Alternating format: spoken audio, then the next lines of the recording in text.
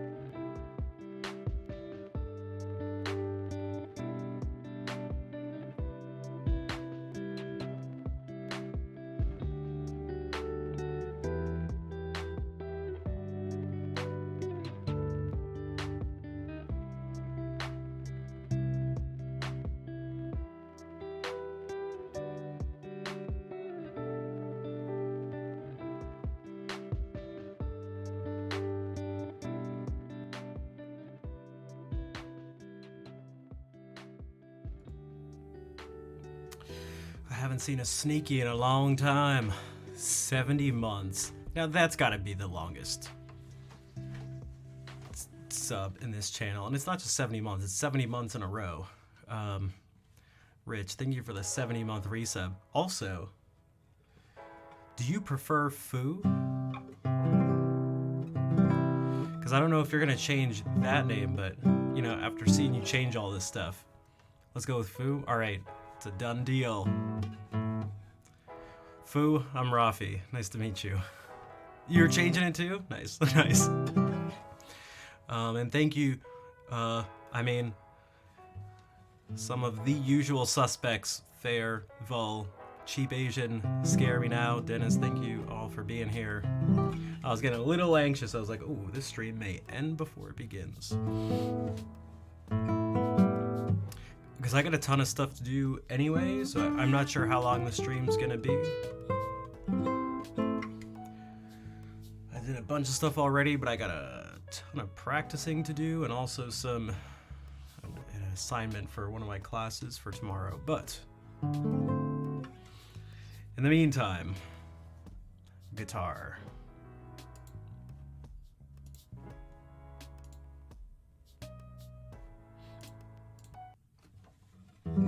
Wait, no, I didn't.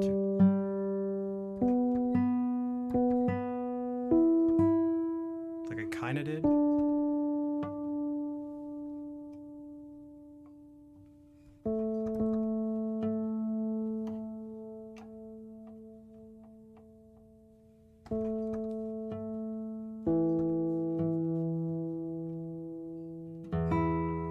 What is up, green-eyed lady?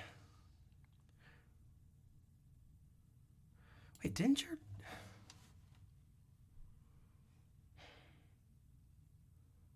I swear your name had like 3 E's in green. Unless I'm thinking of the 3 8s, I just feel like there was a 3 somewhere. It did? Okay, see guys,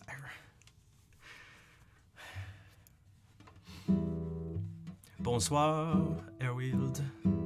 What's this Discord channel? Yeah, I wonder if that's maybe some people. I don't know. I've been making so many changes. I'm not sure what the effects are. I changed the. Maybe I shouldn't have changed the profile picture and the name at the same time. Actually, that was probably a stupid idea on my part.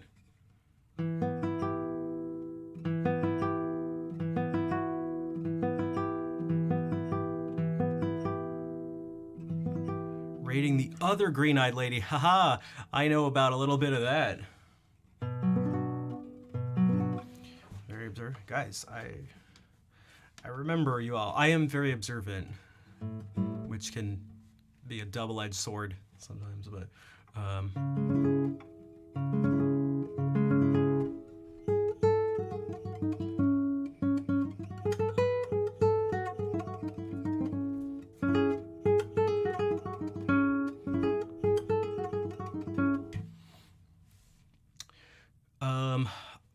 yeah, let me not just start off with reading something like this.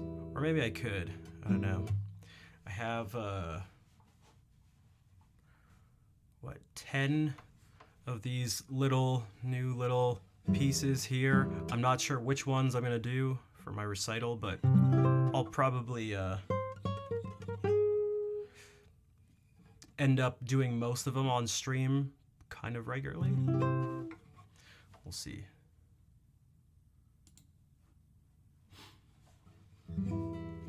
We could try it. Let's see what happens.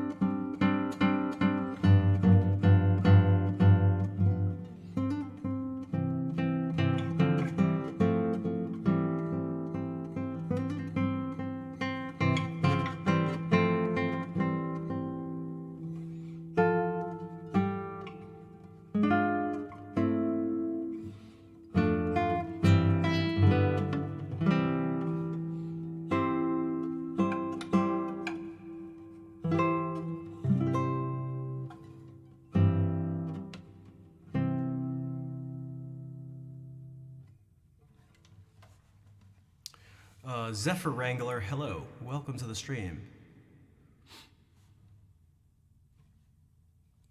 How are you doing? Ludovico, Einaudi. Yeah, that's, I feel like that's he's definitely a pretty popular one. Is that anyone else's favorite here? I'm not gonna do that. There's this one that actually seems like it's a little more difficult than it actually is.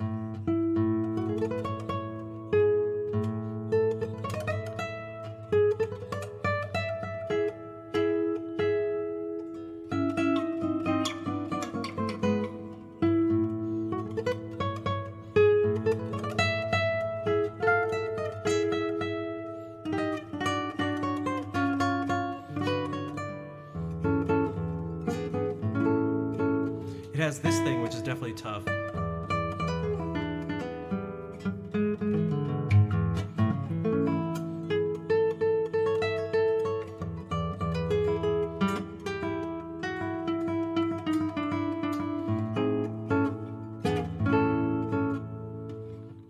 This thing's annoying.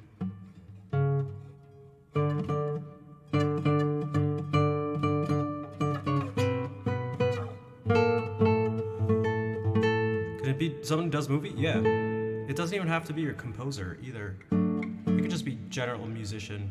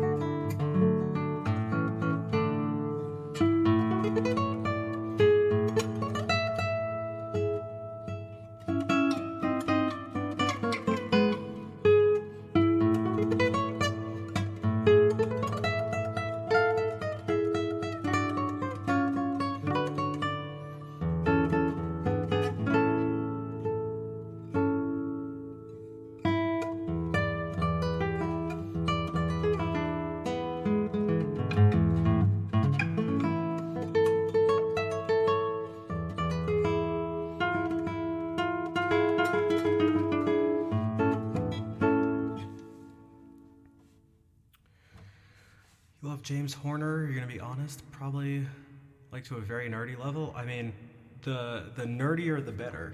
Like, you don't have to, this is probably the last place you have to worry about nerdy being a bad thing.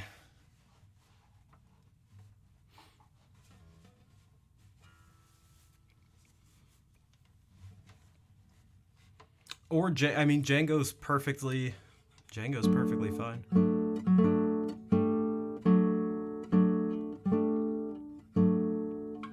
I was literally just watching a video before this, someone talking about Django, but not really.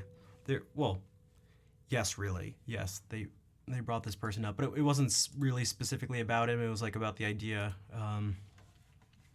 Hey, first try. What's up, Brian? It was like trying to pretend like these are the only two fingers you have, because these are our two weakest fingers. And to do exercises and stuff just to focus on these two fingers.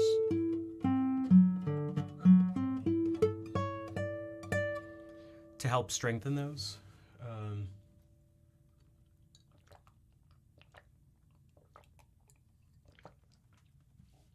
But that's not specific to these fingers, it's not specific to guitar, it's not specific to music. That's just the idea. If you want to work on something, if you have a weakness, just focus on that. Just put yourself in a situation for the sake of practice / training where you're not actually thinking about doing the best possible thing. You're thinking about, you're putting yourself in a situation where you'll be forced to break your habits and or work on something that you're not strong at. Ralph Vaughan Williams is great. The is it a fantasy? Right? Is it a fantasy on the theme by Thomas Tallis? Is so good. And actually, just that original piece is awesome too. Thomas Tallis is great. And Lark Ascending, that's the other classic. Thomas Tallis was an English Renaissance composer. And Ralph Vaughan Williams wrote an orchestral piece based on a vocal piece by Thomas Tallis. But just the original vocal piece is amazing. You could bathe in Lark Ascending. I think I perhaps know exactly what you mean. It's sometimes how I think about this stuff. Like, I feel like I could bathe perhaps in these types of sounds.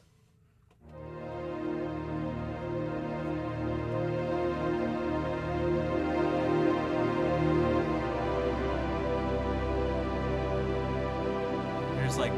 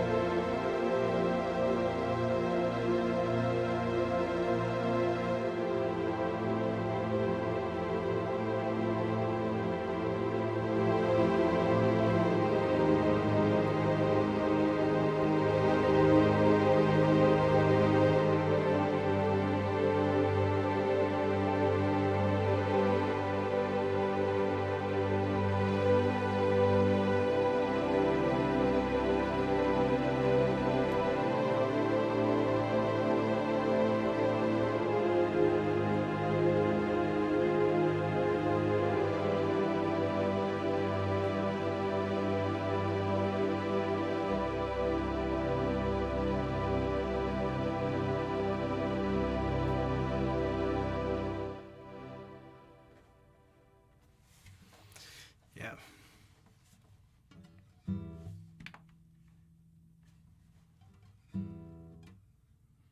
Put that in a perfume bottle? No, I love that stuff.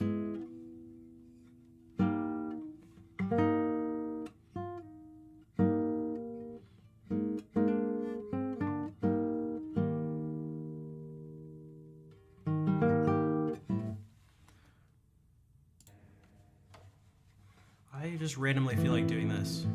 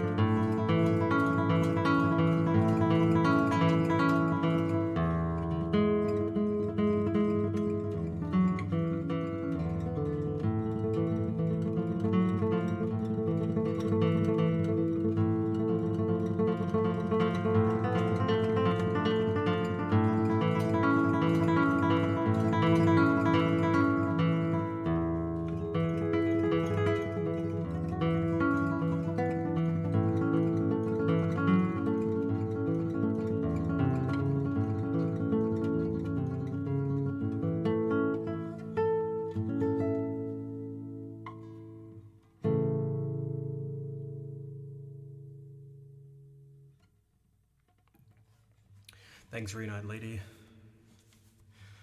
Thanks for chatting. It's become a Green-Eyed Lady only stream. Hey, Dennis, thanks for the hearts.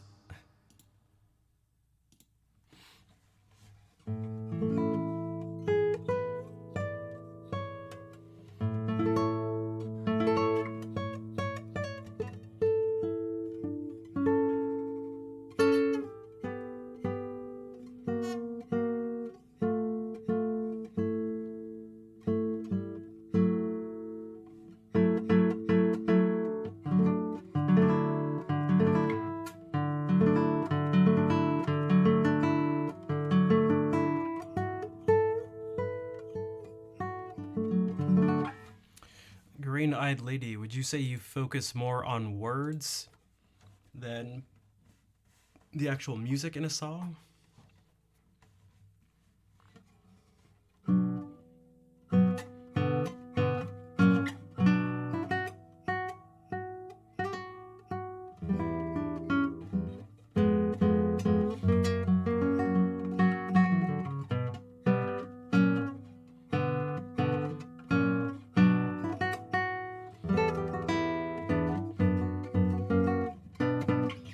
I think at this point, everybody does. I've been asking people to see what their responses are, and it seems like that's basically the case. Whether they're a trained musician or not, or whether they're talking about pop music or not, it's just sort of... the sounds seem to swallow up the words.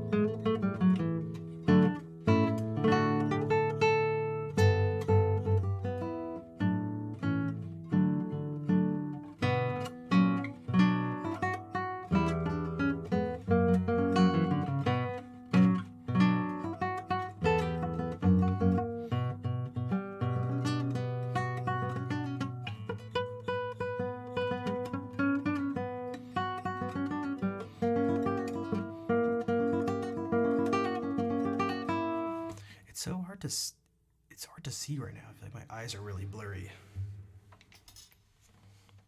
What if I do this?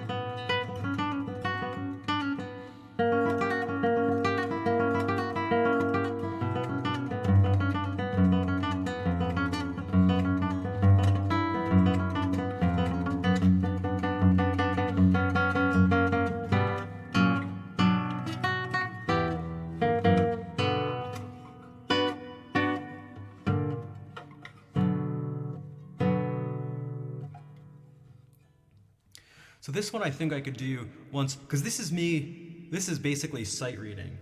So there's not all that much here.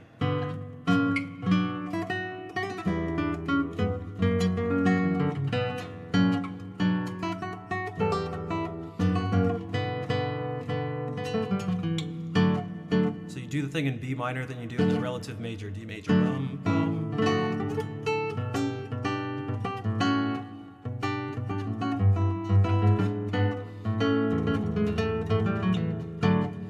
Repeat it.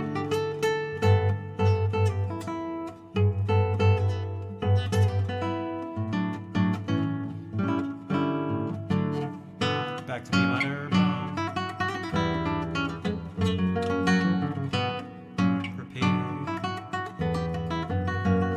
Then this thing.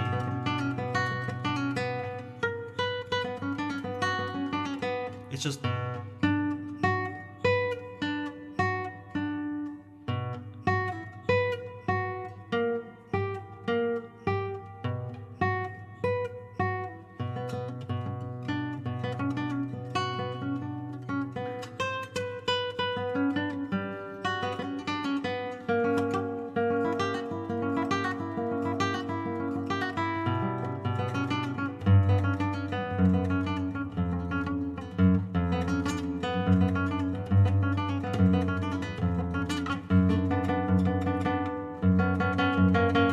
again.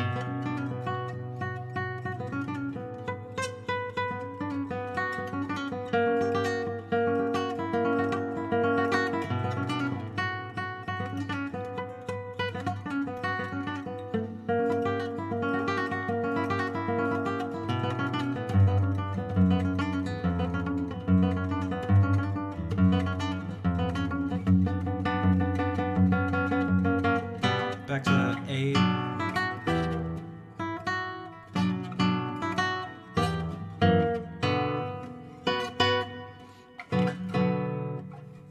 New name since when? Since maybe a week ago now.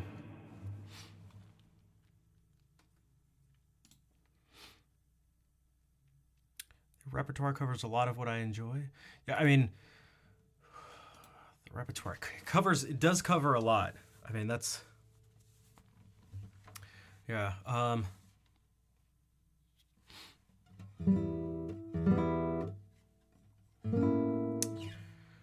also like neurodivergent, so my brain tries to mathematically sort it if it makes sense. I mean, that definitely makes sense.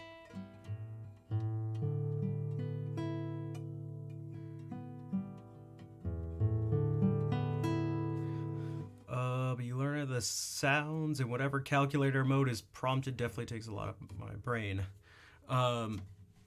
Yeah, I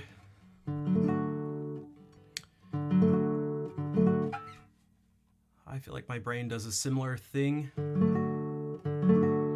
Maybe not that exact thing, but it seems to be, whether I like it or not, or whether I try to or not, it seems to just sort of do its own thing. And it seems to be enjoyable. If a piece of music or a type of music makes my brain do something, whether it wants to or not, it tends to end up sort of being a good thing.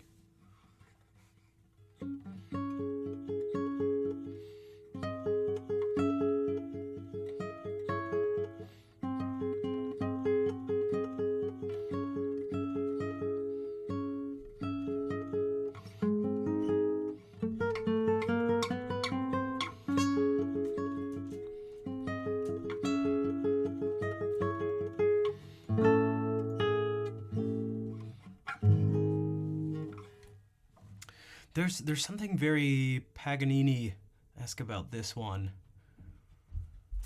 It's hard to describe, and it has nothing to do with any sort of virtuosity, because it's not very virtuosic.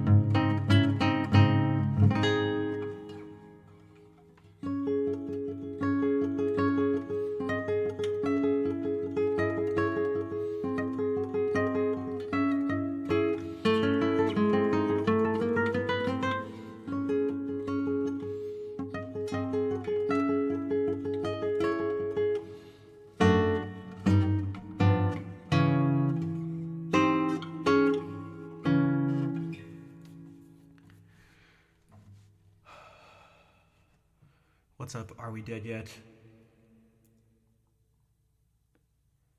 Been allowed to expect. Well, there's this thing. There's like this idea of like this sort of quiet, creepy little.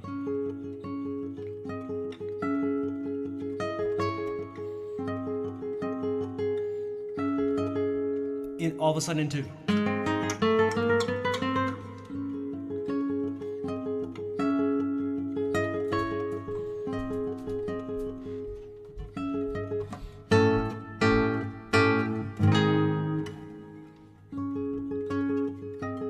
Yeah, the syncopation thing too. So you're thinking about the.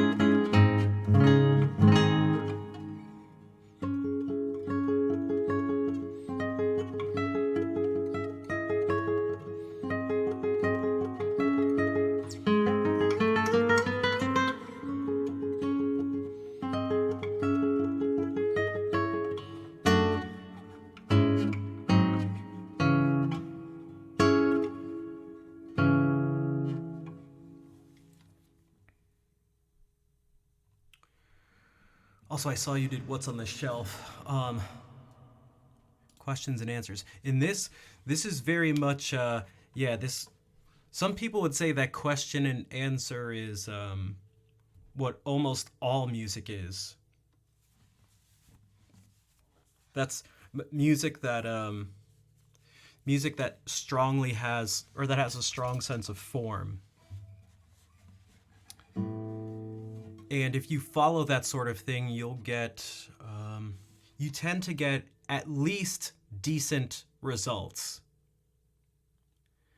You may not get great results, but you probably won't get bad results. So if we go like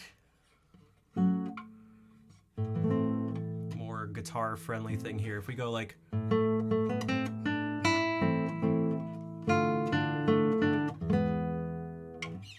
And you can have a question and answer within a larger question and answer. So you can have this like. That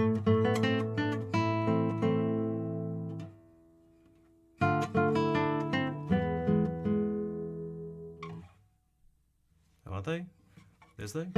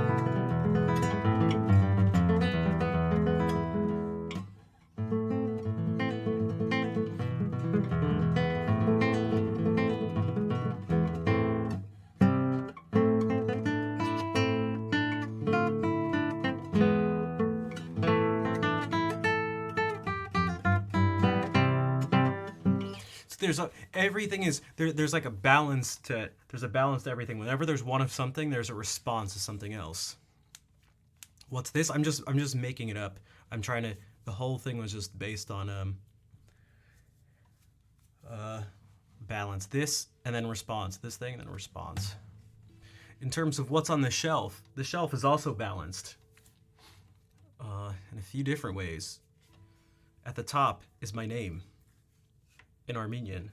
Below that are some of my favorite video games. So the first two Zelda games and then Chrono Trigger in between them.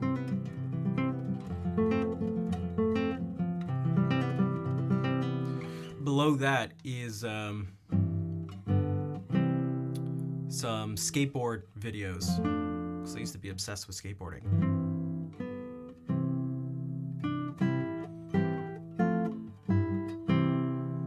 Next to that, some guitar DVDs. Actually, there's Three Stooges, a whole bunch of collection of Three Stooges videos, and Homeward Bound. And then some classical guitar DVDs and CDs.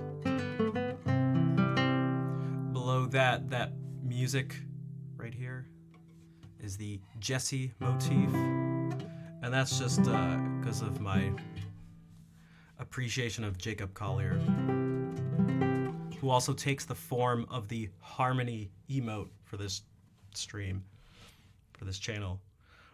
Then there's a bust of Johann Sebastian Bach. And then there's a salt lamp. Below that, a series of books, none of which are fiction because I've just never been a fan of fiction. Don't really know what to say. And then below that, you can't see it, but it's a bunch of my music books and textbooks and stuff like that.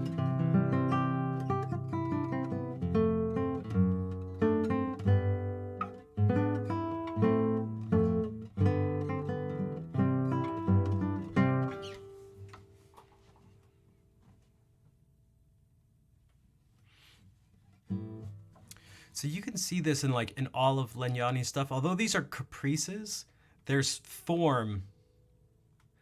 There's capriciousness within a form.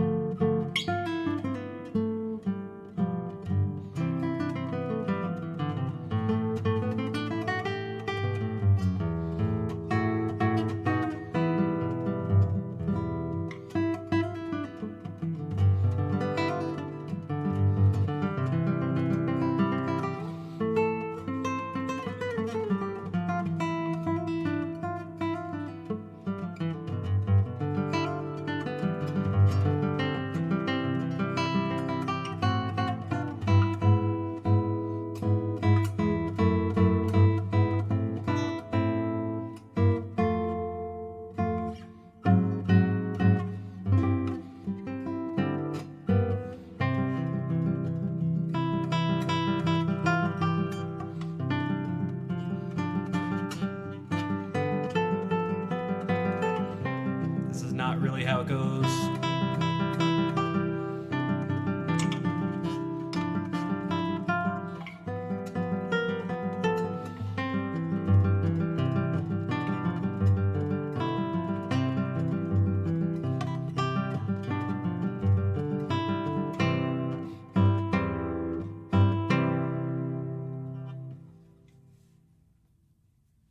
You know, I've never seen Being John Malkovich.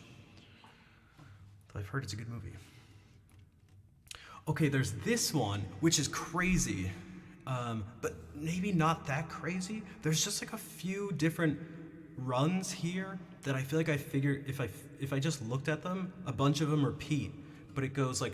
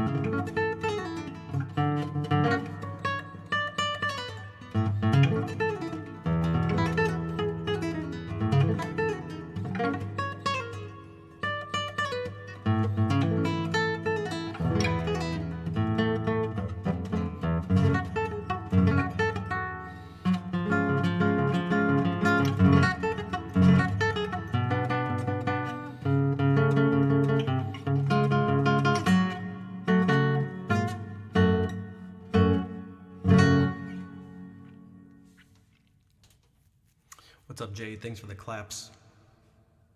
So this thing is definitely...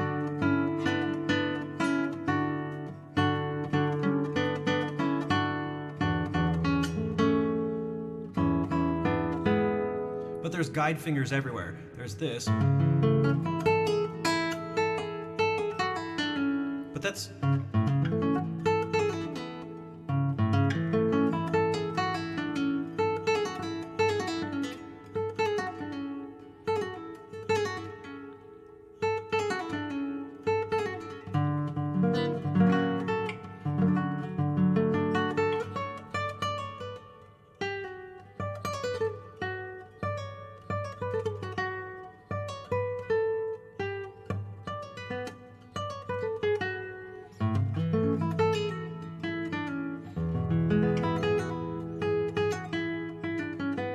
and it repeats.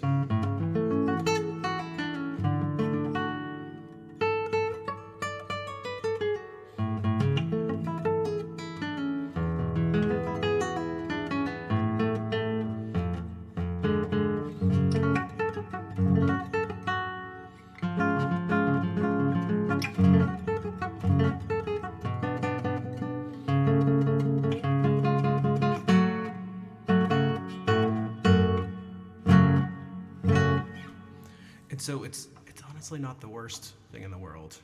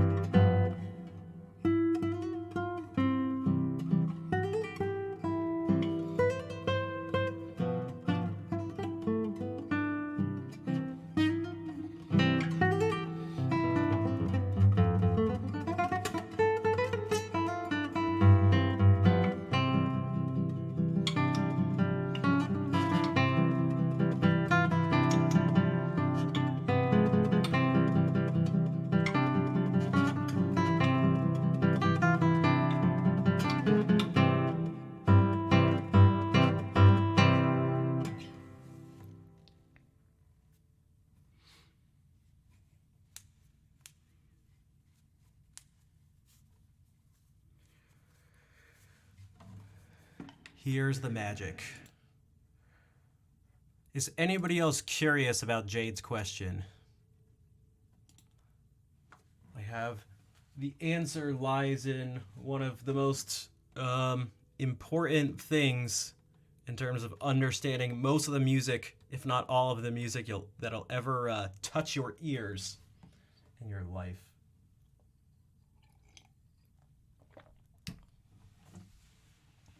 Are you ready? I have your exact answer here.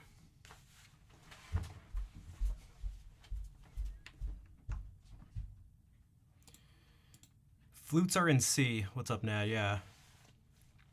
And you might play a lot of stuff that's, well, if it's a key with flats, well, it'll have flats, and there could be sharps there, but that's a little special thing. This is the initial answer is much simpler than all that. Okay, so let me see where we're at here. Okay, we're flats. We're at flats here. Let me actually switch that. Okay, sharps. This is the key principle that's going to lead to the answer. The way that chords are built, the way that harmony is built, is off of thirds, the idea of thirds. What that means is that when you have chords, you need to stack them so that you skip over a note. See, if you look at this, hey, Big Lochner, welcome back. Where did you say you were from? Wait, were you from Slovenia? Slovakia? Slovenia? Maybe Slovakia? Or am I thinking of someone else?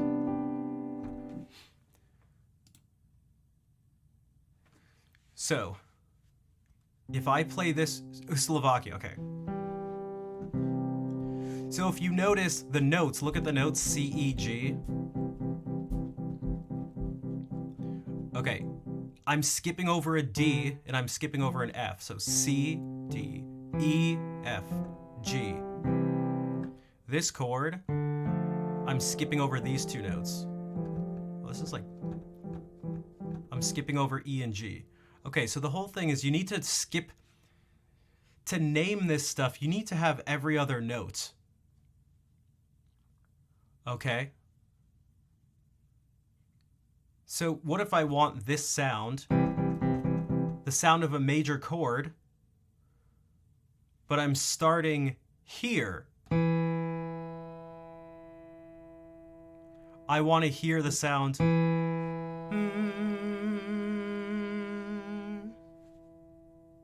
That's this key. Why is it a G sharp? Well, what would happen if this was an A? It'd mean I play an E of some sort, I skip an F of some sort, either F flat, F natural, F sharp, and then the next letter I need has to be a G of some sort, because I'm skipping over things. And then I need to skip over an A of some sort and have a B of some sort.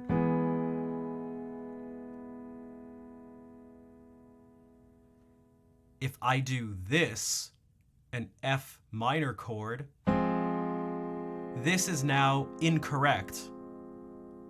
It's incorrectly labeled because I have an F of some sort. I need to skip over a G. Well, what the hell? That's a G sharp. It can't be a G sharp. I need to skip over a G. And then I need an A of some sort. So right now I haven't skipped over a G. I'm playing two notes right next to each other, two letter names right next to each other, and then there's no A or B.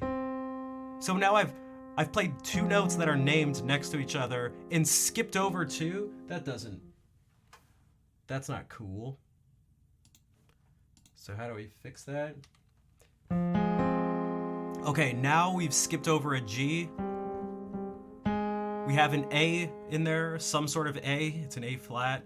And we've skipped over a B of some sort. And we have a C.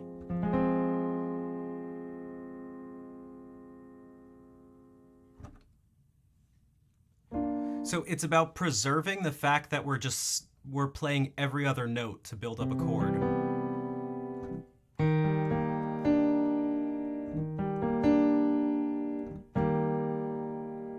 E flat, we need E, G, B of some sort. So this has to be a B flat instead of an A sharp. But if we have this chord, well, these are called triads. When there's just three of these notes like this, the first three notes, doing this thing where you're skipping over a note, the first three you get here is a triad.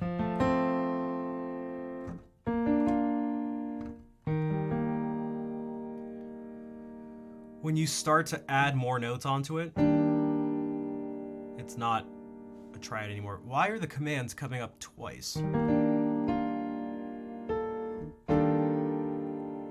So this is actually two triads together. Well, it's actually a bunch, but... So this is 6 notes.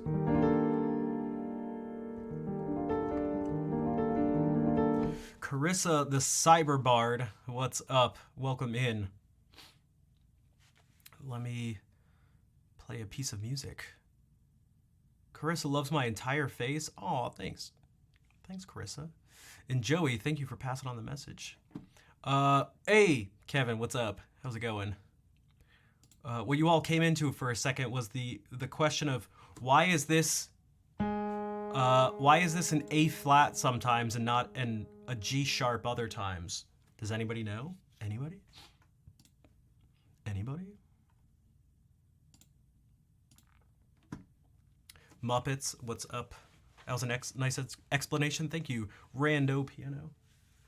It's the one thing to take away. Let me actually go back for a second. The one thing to take away from everything we ever talk about in terms of music and harmony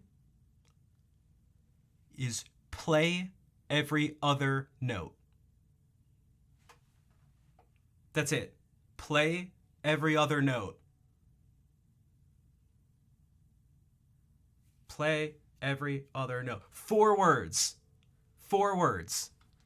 Jade, thank you for the 500 bits. Like, that concept, like, some people will go their entire, like, music careers never playing chords more than, like, 4 notes or something. But all it takes, like, they'll know a D minor chord, but what if they just kept that pattern going? Play every other note, and you will get this chord.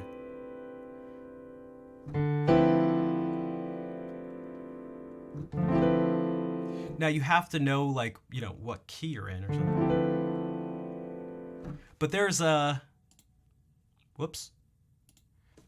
Let me do this again. Play every other note, and you'll get this. Yeah, and Rando said spicy. That's all you gotta... You want crazy chords? That's all you gotta do. Now, this one's a little different.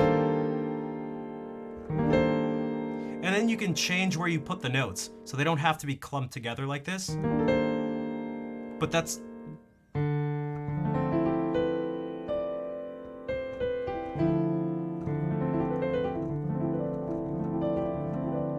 And if you notice, if I follow this pattern, I get back to the same note I started at. Although you can sort of change it so you end up at a new note. So we can do this.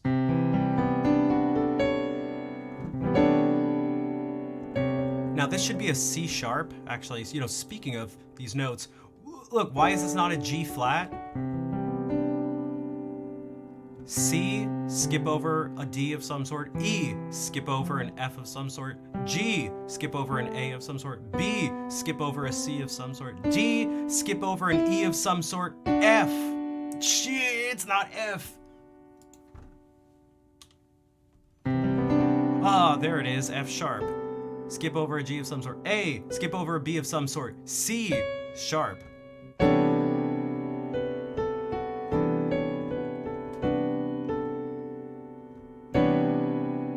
And this is why when I play a lot of stuff, these settings on this, what you're seeing here, Keysight, can't accompany everything I'm playing. Because if I need a sharp here,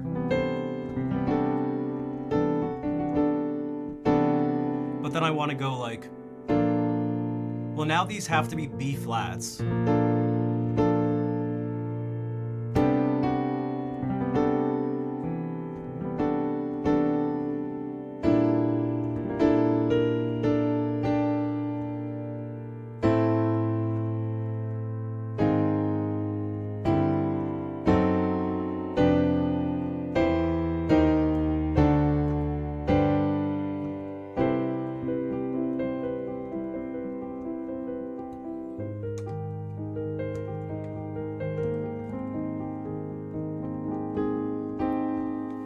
And so you can get, I guess, everyone, shout out to Egglybirds who made this. Hameda, what's up? How are you doing? But yeah, if you forget about the letters for a second, that's how you can get like crazy chords without, you know, you don't need to be a jazz musician to like...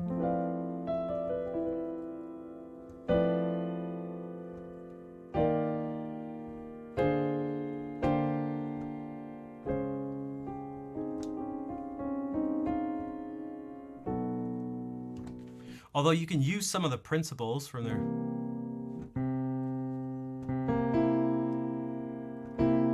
To turn this chord. Look, who's heard a chord that sounds like this? How normal does this sound?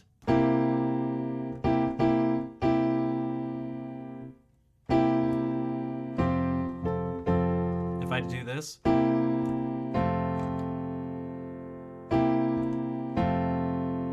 Right? But if I just change this one note to this.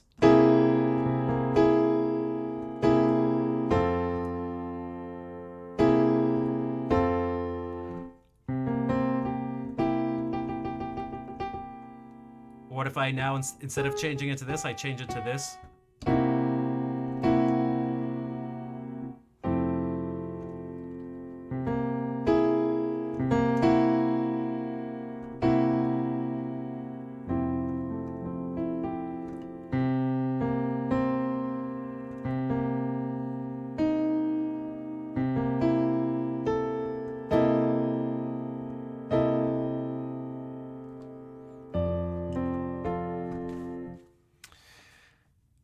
Yeah. Harmony. What's up, Acoustic? It sounded like your doorbell. Diminish? Well,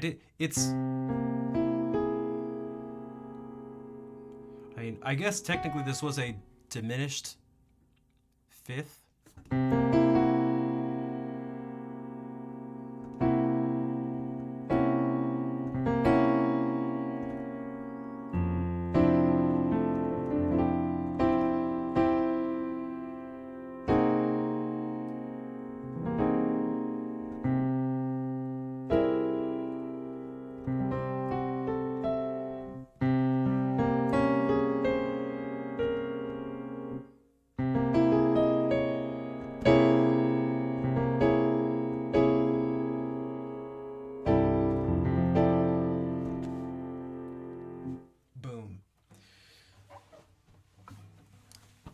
But the whole thing is just, at least what I'm deciding, kind of.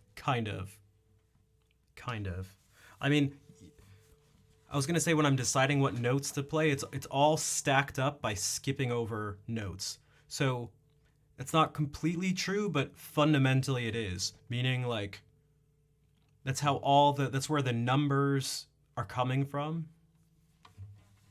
That last chord was yummy. Yeah, it's just I'll show that last one. It was this. We'll go to flats for this.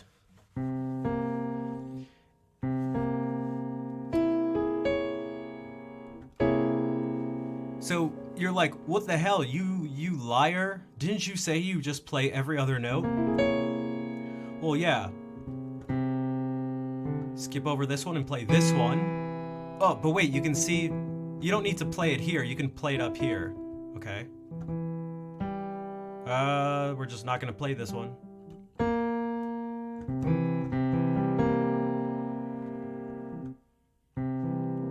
Well, you know what it's like this.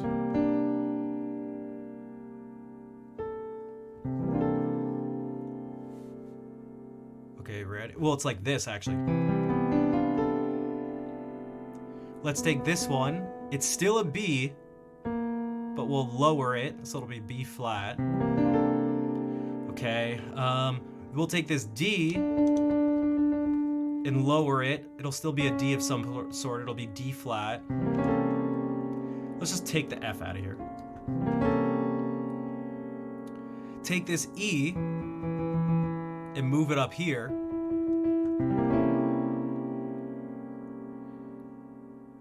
Take this and move it up here. Take this and it'll still be an A, but we'll make it flat. And now you have literally the exact chord I played before.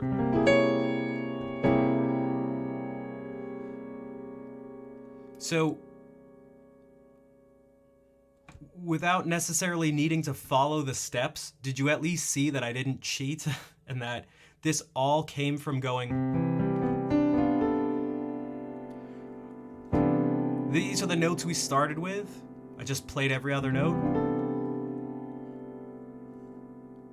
I changed some of them. I made some of them lower by a half step. This one was lower. This one was lower. This one moved up. This one moved up. And now we have this chord. And I just took this one out. I just didn't want it. So this, this yummy, spicy chord. Acoustic, thank you for the $5 hype chat. And so you asked, how do you know which octave it'll sound best in? How do you decide which ones get revoiced? There's, it depends on what your goals are. Now, that's a lame response, right? I'm aware of that, so I'll give you a better one. There are some general ways of thinking about this. As these notes get higher up in this clump of chords here, they can often sound better higher up here. But I took this one and moved it up. Because really, so that's like sort of a simpler, that's one way to think about it, but another way to think about it is to think about the overtone series. But I didn't respond with this at first because it's a little more, maybe not the most intuitive thing at first. If I do this on the guitar, this is an E. If I go,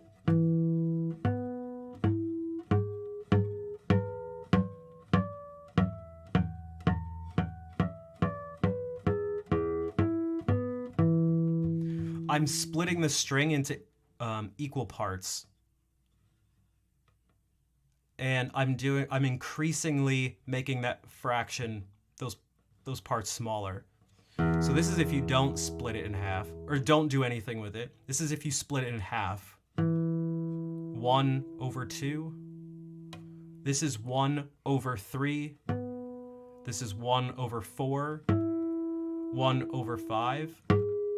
1/6. 1/7. 1/8.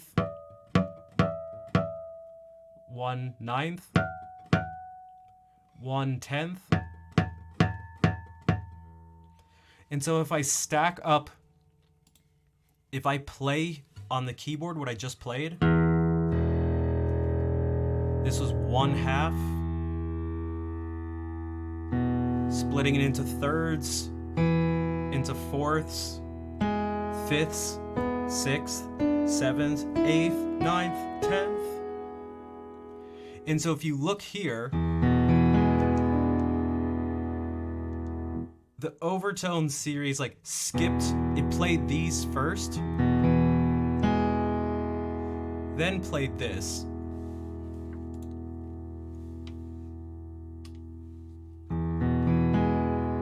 G sharp.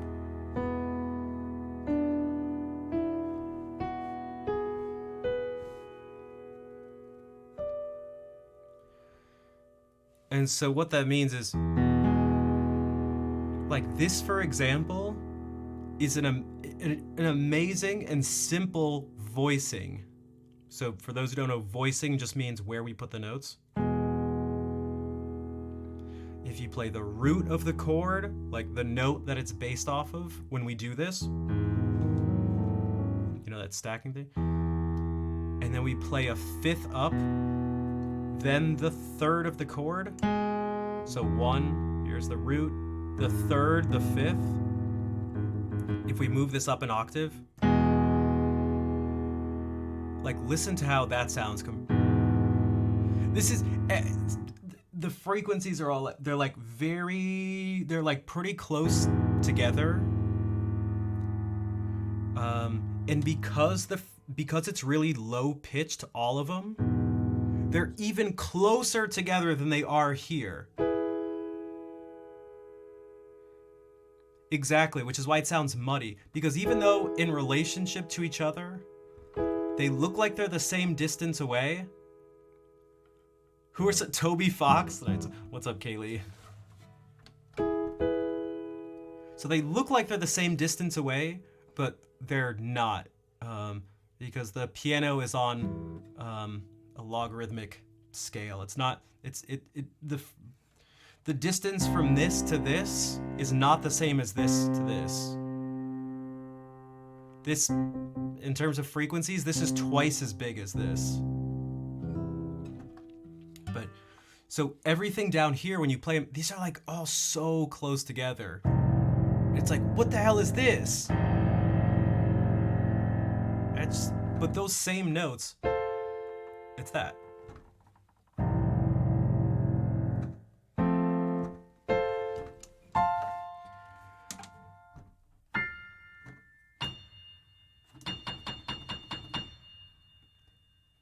And as we start to get up to this range, it starts to get... Everything starts to get so high up that it starts to become not muddy, but it starts to become unclear, but now in the opposite way, where everything is like... It's almost hard to distinguish like what you're hearing. Like, what, dude? What?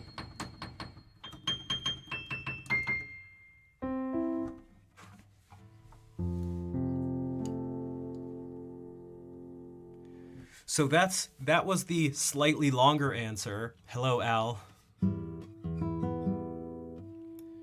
Bob J. Music Lover, what's up? That's true, yeah. If you think about the fact that, because we were just talking about the overtones, like, we're hearing all these notes.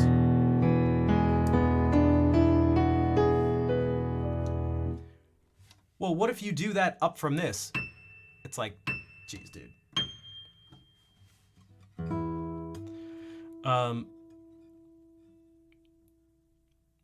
So that was like sort of one of the principles, but then there's something like this. You can start to go, how do I want different pairs or groupings of notes to sound together? Okay, what the hell does that mean? If I play this chord...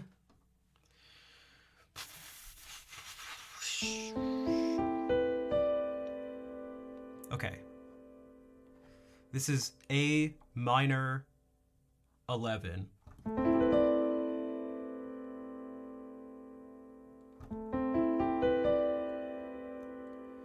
And if you're like, what the heck? It's just count up 1, 2, 3, 4, 5, 6, 7, 8, 9, 10, 11. It's just like the highest note up that we have is 11. If we stopped here, it'd be A minor 9. 1, 2, 3, 4, 5, 6, 7, 8, 9. Okay. It's so pretty.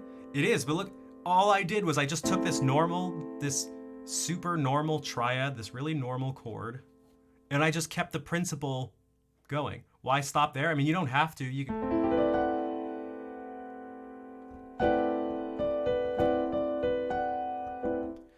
But just for the purposes of this demonstration. Okay, this is A minor 11, but look at how everything's grouped together equally. So that's like part of what we're hearing. And none of the notes are really close together or really far away. Now, yes, they are in the sense that, like, yeah, these two are far away, but you'll see what I mean in a second. That's much different than doing this.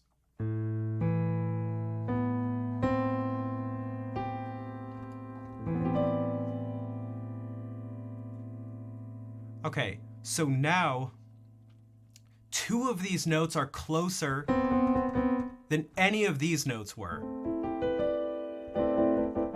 Right? None of these notes were next to each other, right next to each other.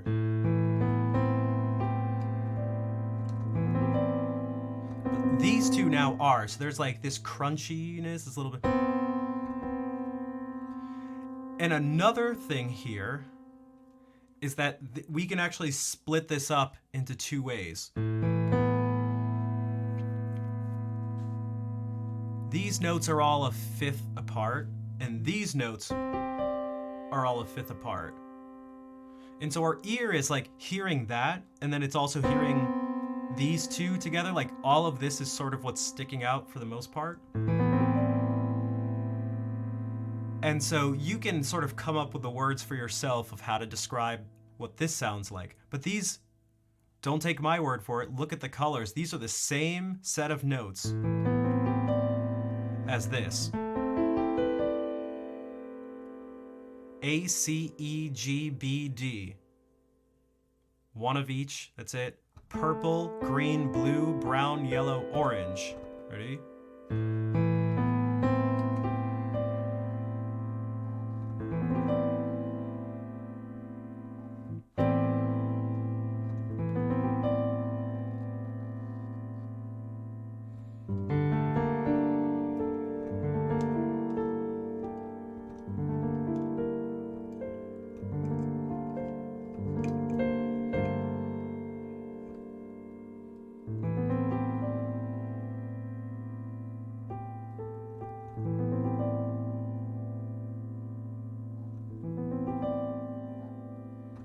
We could do it from a sort of like a bright point of view. We could go.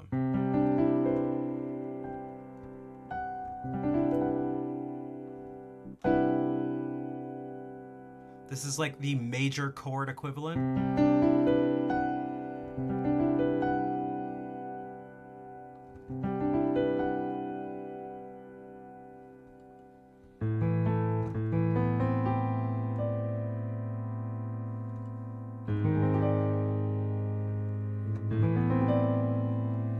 And then another thing to think about is where we just came from.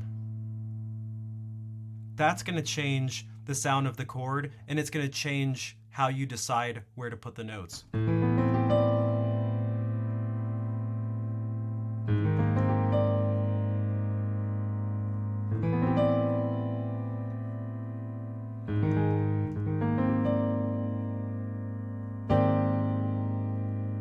Like, why did I decide to play this chord like this? Well, it's almost really obvious. It's almost so obvious that you might miss the reason. It's because we were just playing these notes, so if these notes are going to be part of that chord, I'm probably not going to go, jeez, C, G, D.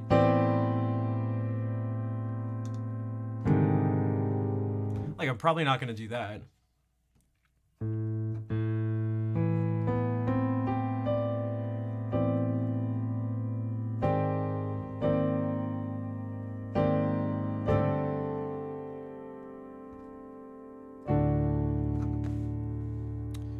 McMay, hello.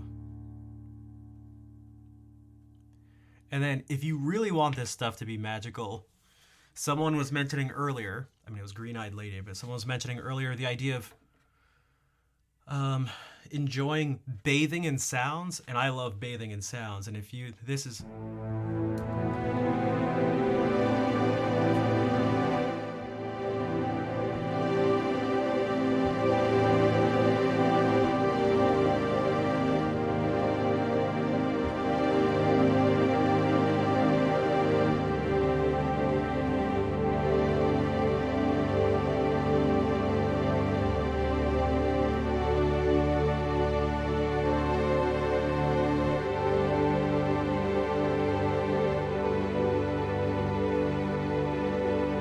Jacob Collier, who's that?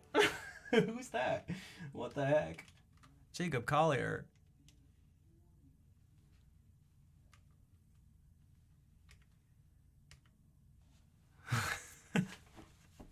Oh wait, I have him in emote form. So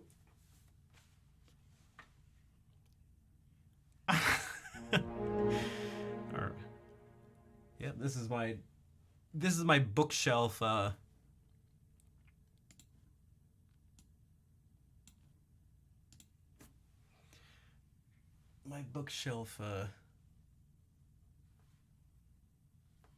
do you call it? Dedication to him.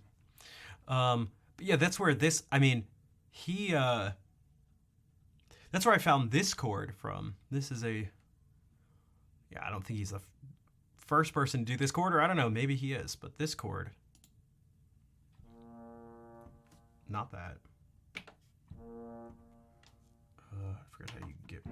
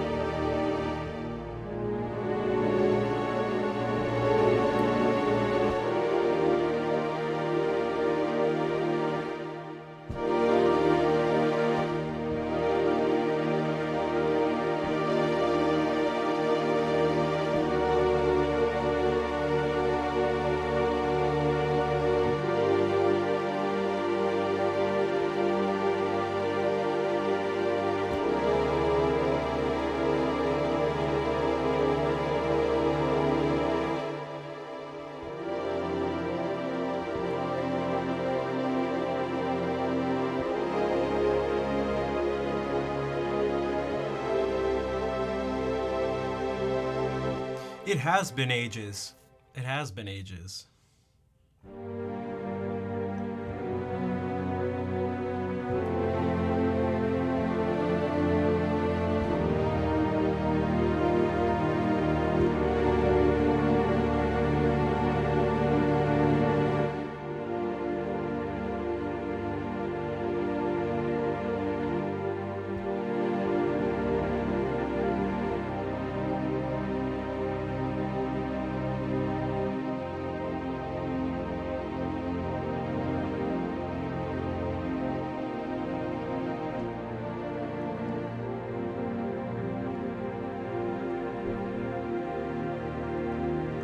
Well, that's another thing, you know, that wasn't really specifically mentioned. It's like, well, what if you want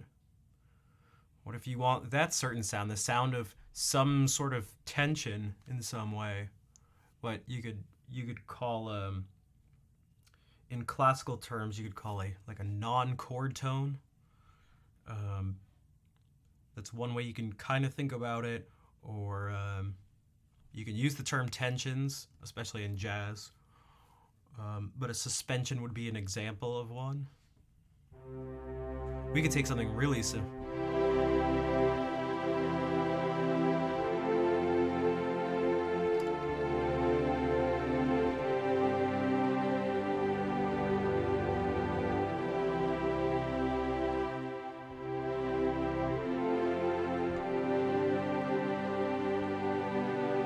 Like, why did I choose this note? Because I wanted you to hear.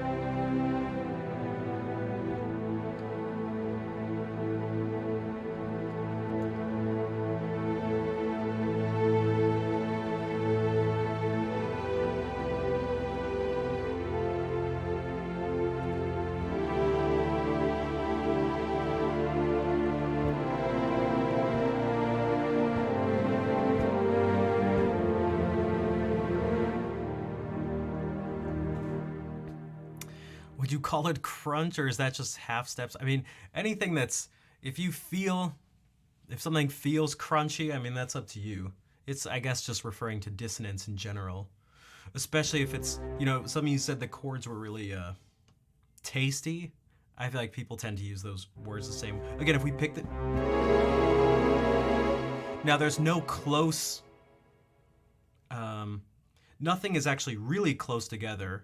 In a certain sense, these two are very close together. Even though they're the farthest away, it's because it's the root. And the second note, although we refer to it as the ninth, and it's flat.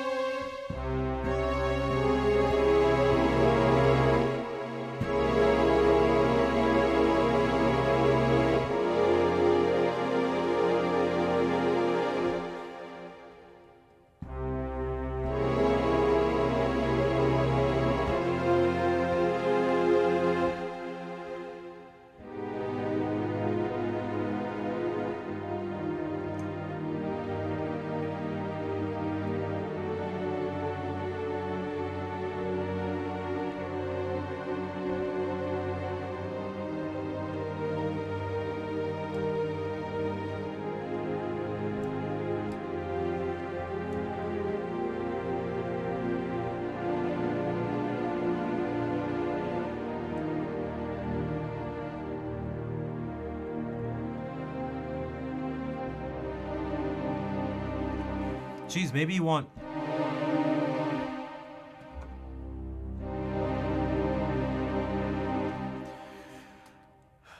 So that's the answer to the question. That's the beginning of the answer to the question of how do you know where to put the notes?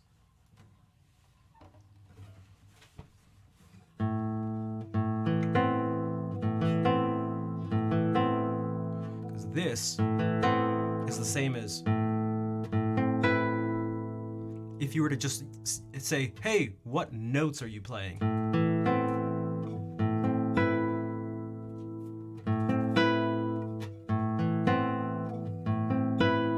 But they don't sound the same at all. This one has this.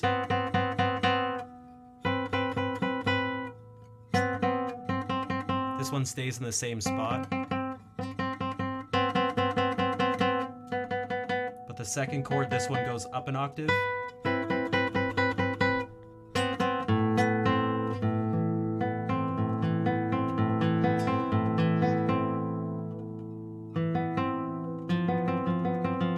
That's like, again,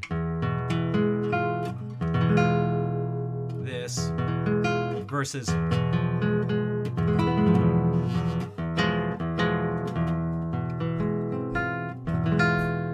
very different.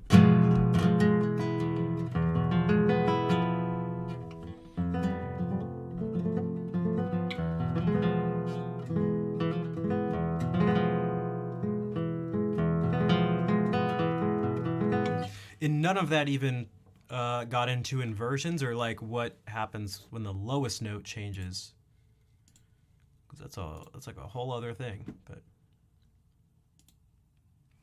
Opeth is a song that revolved around that. What, this or that sound? I feel like metal bands love ninths. And I think for good reason, especially if like you like, they give you a great sound.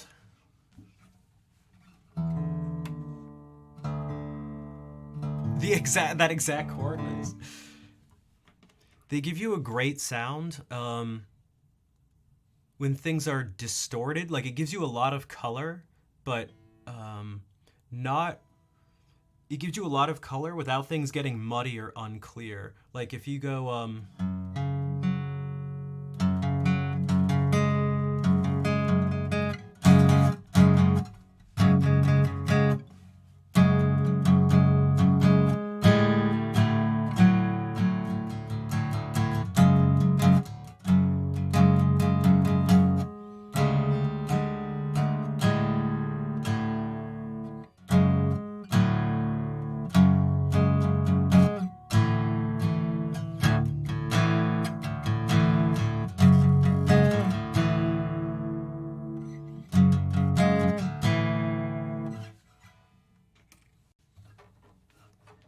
And it tends to be very tense too, and just like this.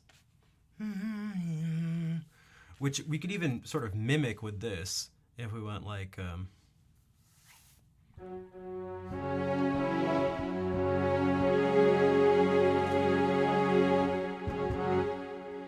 it's a specific voicing.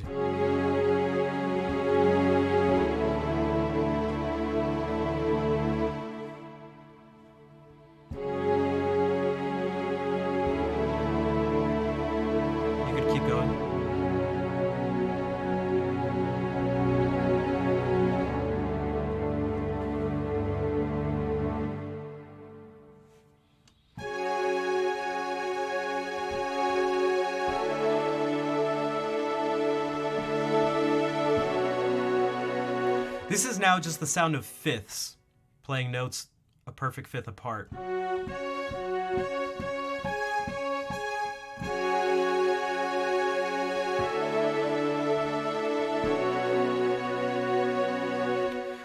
It's incredibly empty because fifths are very empty. Fifths are as empty as it gets without, besides playing an octave. I mean, but that's so empty, I mean, it just might as we think of it basically as the same note, but besides that, you can.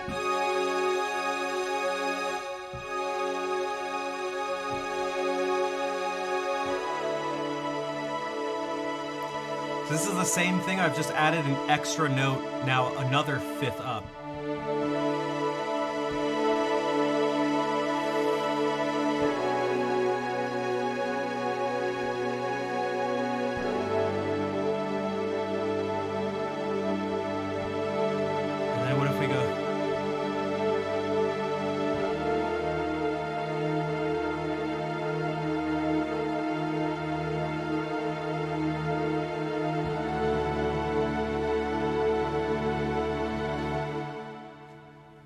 What's up, Zelda's kitten?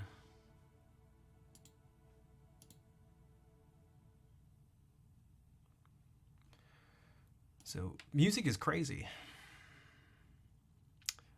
That's I think that's what we should take. That's what we should take from that. Also, music is dope, and this is why. This is one of the things that makes me one of the things that has made me want to study music. I want to know what I'm hearing. I want to create these things. I want to do it. Like just like I'm doing right now. I just want to and I could sort of do these things just forever. Like just sit and go. I press that again.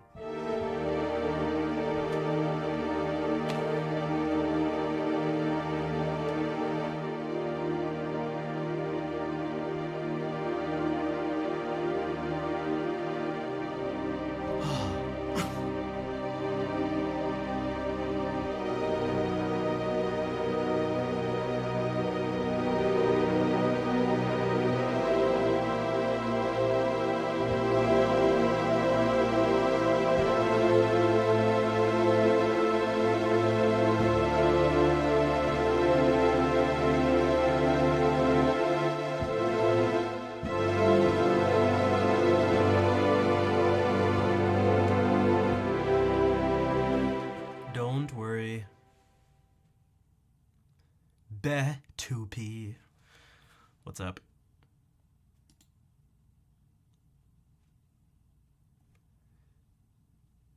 Been a while. It has been. So it's as you can see, I've changed a bunch of stuff. But in the sounds, they don't even have to be crazy sounds like that. It could just be like.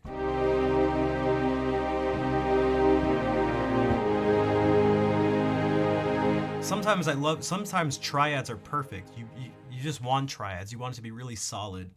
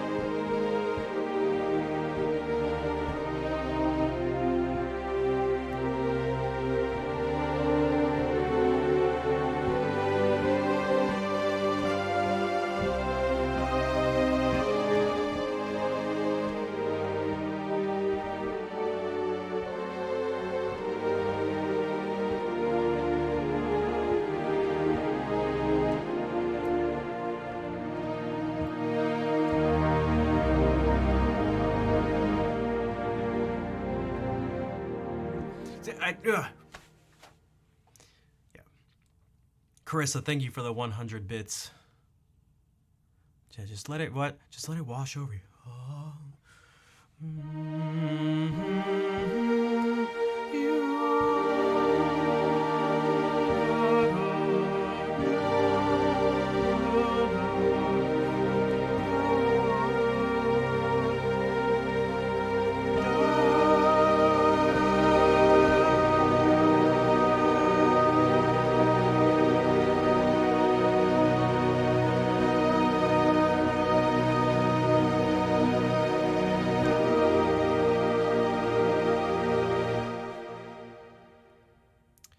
working on 100%ing South Park: The Fractured But Whole. I've never played that game, which is a shame because South Park's my favorite show ever. I'm assuming you really like it then. Although maybe I shouldn't make that assumption. I've tried to get 100% on a lot of games I don't. Well, I wouldn't say a lot of games I don't like, but sometimes you can be like, I just gotta. At this point, I just have to get everything in this game.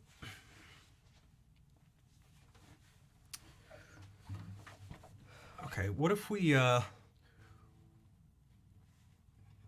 zoom in, or perhaps zoom out, depending on how you want to conceptualize it. And go like,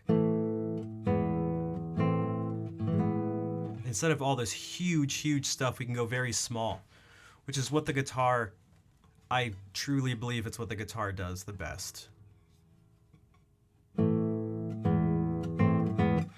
And, you know, speaking of suspensions and stuff, I mean, so much of this Renaissance stuff, exactly, the OCD, it rattles the cage, and you obey. You just have to, you just obey its command. If we do this,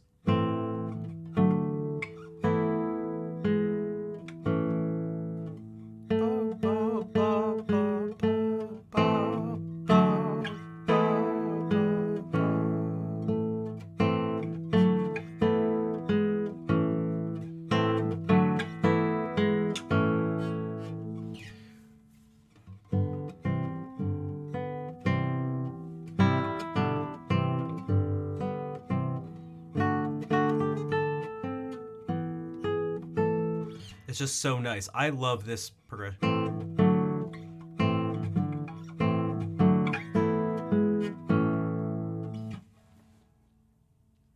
So this is a pavane. I'll do a few of these pavanes by Luis Milan. So this is some Spanish Renaissance vihuela music. If you're not sure what a vihuela is, you should, I was gonna say what it is, but you should just Google it. It'll be better than me explaining it. Although I can say that it's kind of like it's a predecessor to the guitar.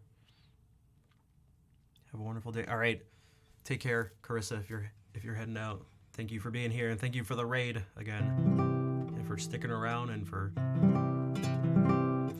letting me share the knowledge and everything with you, because I get a deep enjoyment for sharing the things that I enjoy.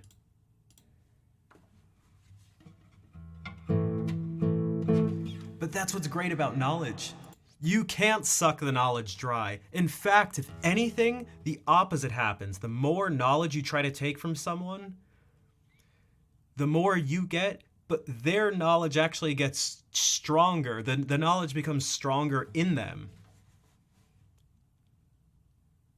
And what's also likely to happen is that they'll, make some more connections, and they'll actually learn some more too. So what's already there gets solidified, but then more happens. You can't take the knowledge from people. It's impossible. It's an infinite resource.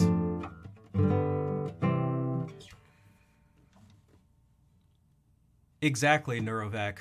Also, how's it going? Yeah, that's an awesome way to do it. What can be even better after that, so explaining things is good, but also using that thing, doing something with it, which is why I always tell people to actually play music and play these things. So I talked about playing it. Let's just take the core thing that started all this. I was like, play every other note.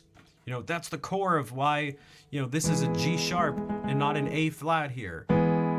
Well, do something with it. Don't let that information just, go in your brain and be like, oh, okay, now I know. It's like, well, do some more stuff yourself. Skip over some notes for yourself.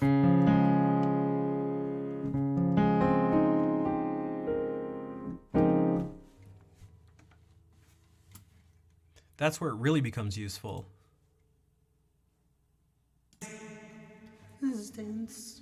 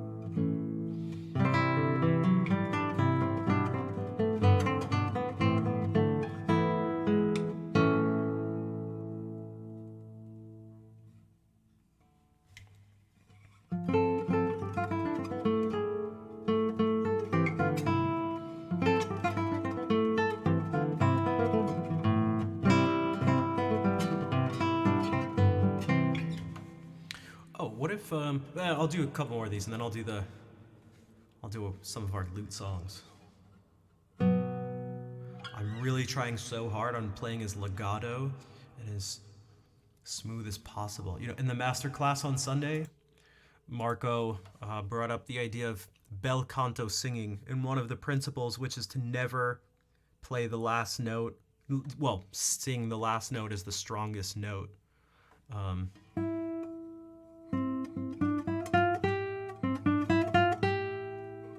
It's not that you can't do that in music, but it's sort of like a general principle of playing beautifully.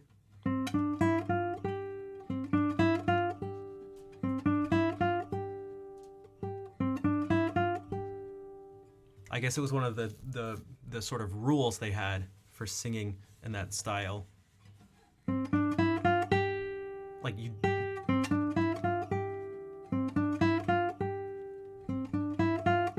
And it's tricky because you don't want to go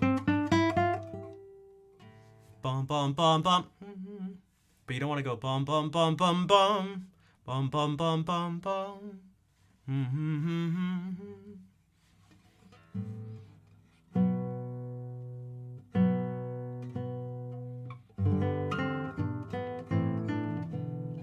And the reason this is, one of the reasons I'm trying to focus on this is because it's such a strong tendency of mine to quite really purposefully play the last note wherever you're landing on. That's the strongest note, and so it tends to make everything I play quite heavy, which can be good sometimes and not so good other times. Again, it's what you want, the effect you want to have.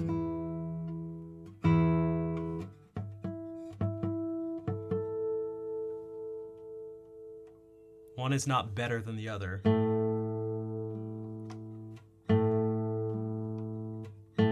It depends on what your goal is in that situation.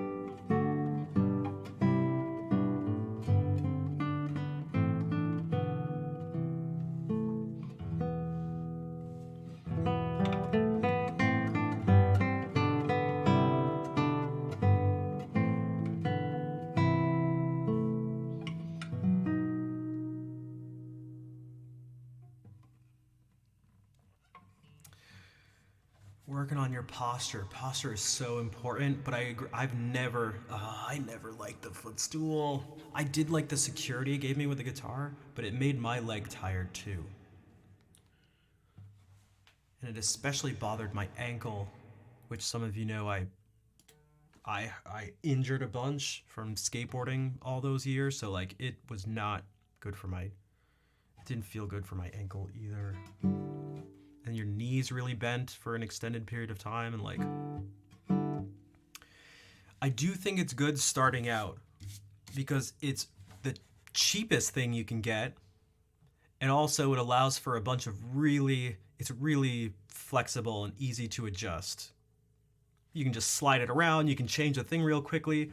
Adjusting this is a nightmare because not only you may go like, well, you know, this thing you can unwind, you know, you can loosen this up and slide it, right? You can say, but this thing also changes. That changes the angle of the guitar.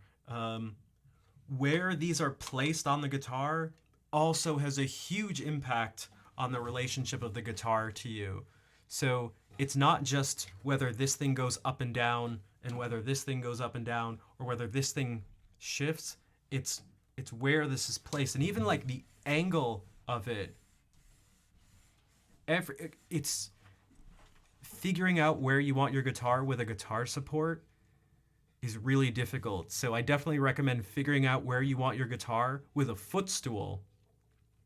And once you spend a lot of time and you feel like really good about that position, which, by the way, the position, people change their positions over time slightly, or sometimes pretty drastically.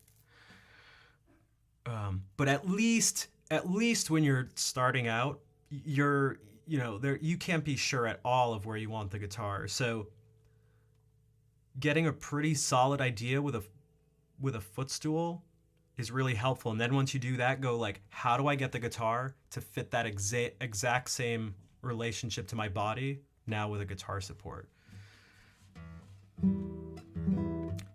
Use a penny board as a footstool. Alice is Cheshire Kitty. Hello. Hi there. Hiya there, Alice. Although I guess you're not Alice, you're the Cheshire cat that is Alice's. Oh, geez, your bed's probably really high, right? Correct, yeah, so Cheshire Kitty, hello. Who is owned by Alice. I'm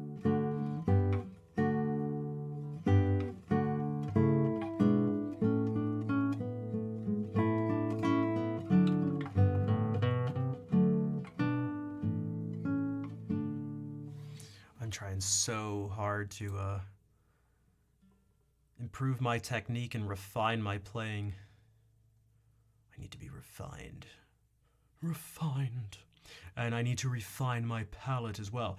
Guys, I'm so excited for something completely not guitar related. There's a special dinner that's going to be put on where there's going to be some person doing Italian, traditional Italian cooking, but also there's going to be this person who's like an actual wine expert. And we're going to do like a big wine tasting thing. I can't wait I'm collecting all the wines. Oh my God, I can't wait to collect the wines. I've been collecting wine like they're Pokemon with this app called Vivino. Boom, new wine. Boom, take a picture of it, add it to the list of wines. I got 6 so far in my Pokedex. My Winedex.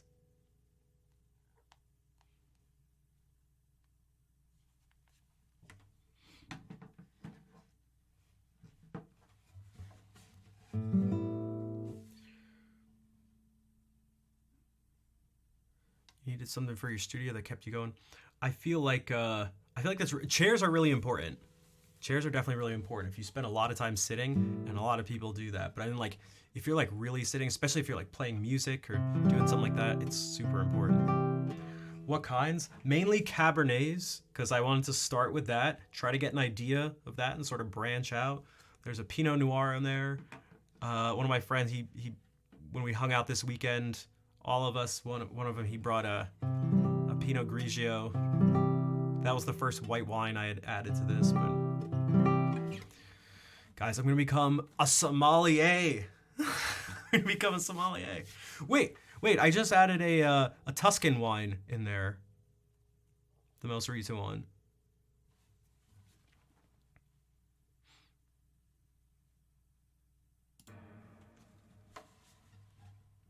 They're much more interesting. I feel like, guys, okay. Who here is like at least somewhat familiar with both wine and beer? But I mean like in terms of the culture. Let me just ask the question. I am getting the impression that Cabernet Sauvignon is like the IPA of the wine world. where it's like the most intense and like the least sweet and just like it's like really hard, but like that's like the cool thing to drink because it's like I don't like sweet wine. Oh, that sweet fruity stuff. It's like no, I like my alcohol to taste bad. I'm just being cheeky with that last one, but that's what I've always got the impression of when it comes to like IPA bros. Dude, only IPA. It's like yeah, I did that for a long time and like because I was sick of drinking like beer that was basically water because that's what I drank in college because it's cheap and you can chug it and drink a ton of it. But I was like, guys, can I tell you something? I don't think I like these IPAs. They kind of hurt my mouth. Kind of don't taste good. I realized I don't think they taste good. It just sort of hit me one day. Suffering is important. That's what I feel like. It's like, your drink tastes good? Ugh, you wuss. It's like, what? What the hell? I prefer to enjoy things that I drink. Which doesn't mean I want it sweet, necessarily, but like, bonsoir, Fofi.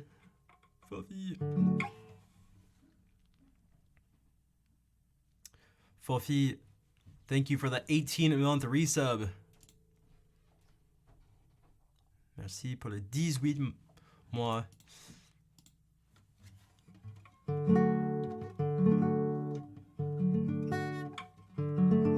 See, the thing is, I'm not very sensitive to flavor. At least I don't think so. I don't know. I am sensitive to music, though. Oh, what did I just press? Amazing segue. Amazing segue. Oh, is it out of sync?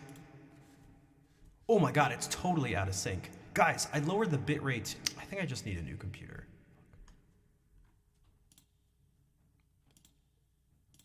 Does anybody have a few $1,000s they want to just like give me?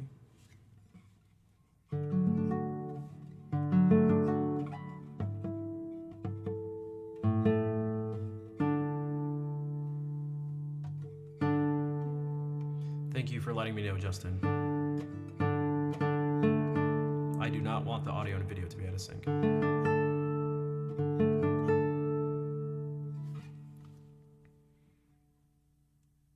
It's so disorienting.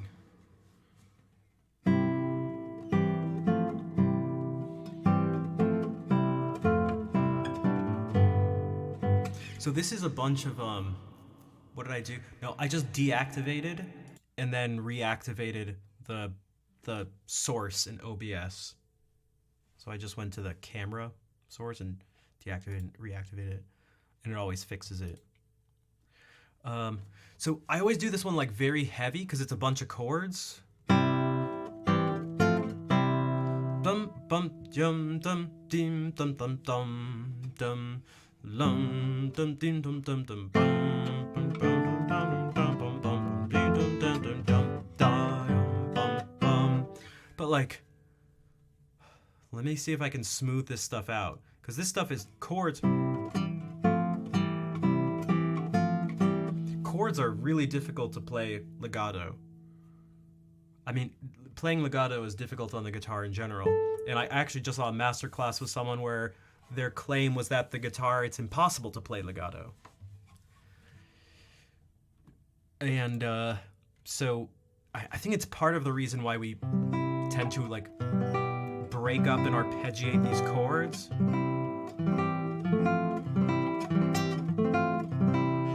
as opposed to going.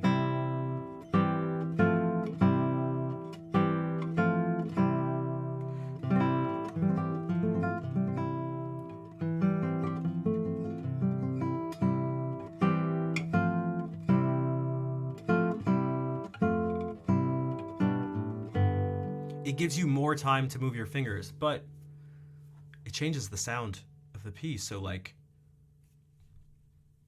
you could say it's cheating, and cheating not in the good way. You're like cheating yourself, man. That's what reverb is for. True.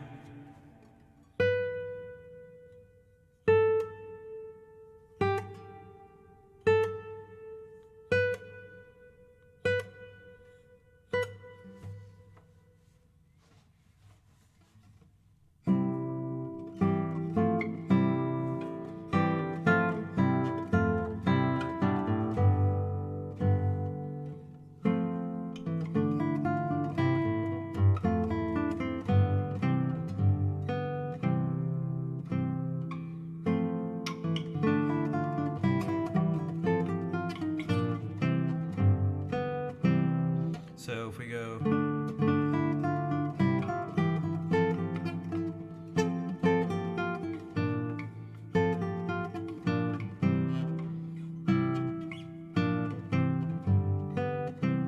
So I think it's bad. You'll get the same notes and stuff, but it's definitely not ideal to use a steel string acoustic guitar. I mean, yeah.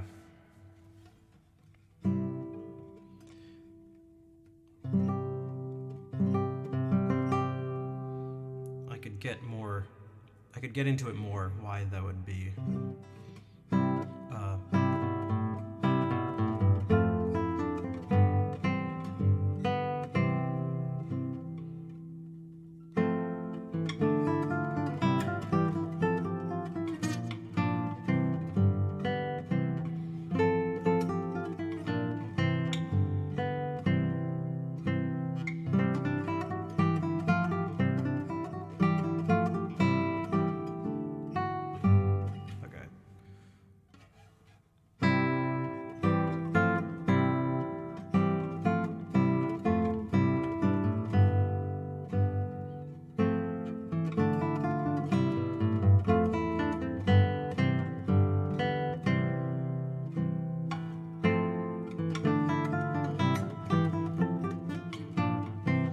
I need to get this.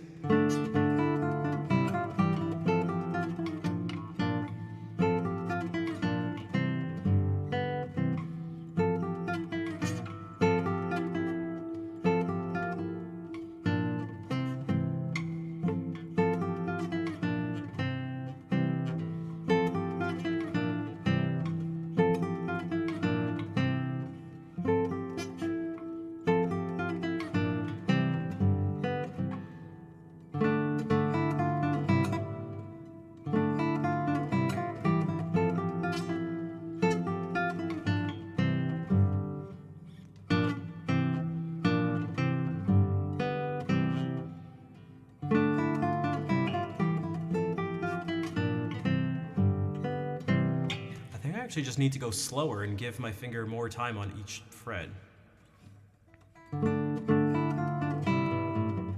Oops.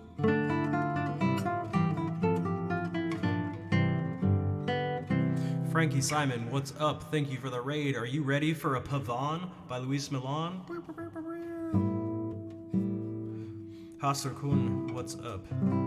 Welcome in.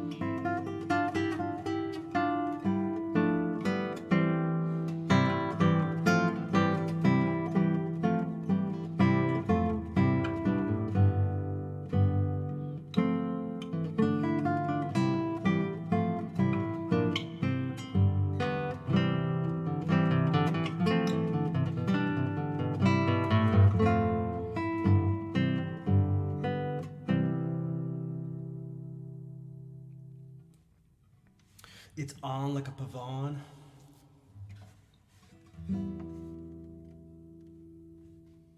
Three cookies and a Twix? Nice.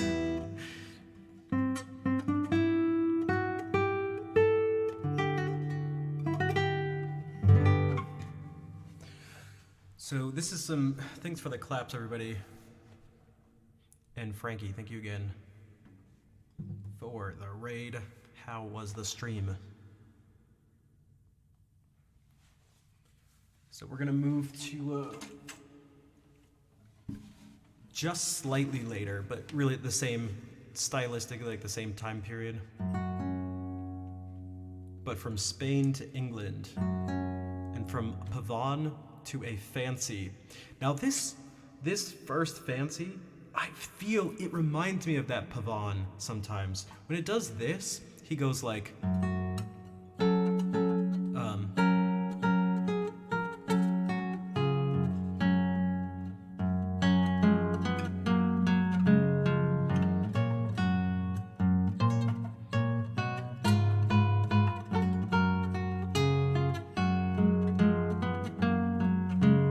now it's not actually like a pavon, but it's just,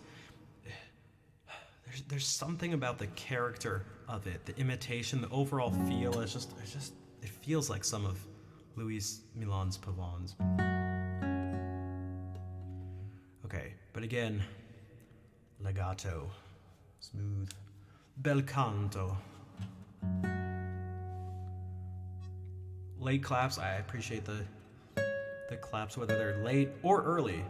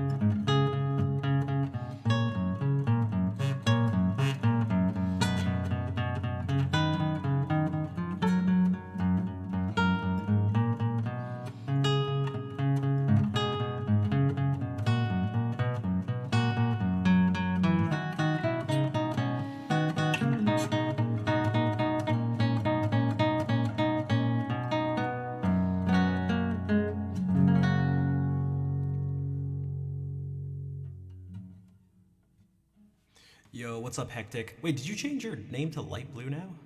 Thank you for the 3-month resub. I'm glad you like the hands too. New credit score alert. Uh-oh. Hopefully it's a good thing. What's up, Cello? How are you doing? And thanks for the claps. How are you doing, Lemur? Okay, so that's one of them. Here's the other one. This is the one I'm going to be playing. God, is it next week? Essentially a week from now? Oh, shit. Oh, God. I'm going to be playing this in a master class for a lute player.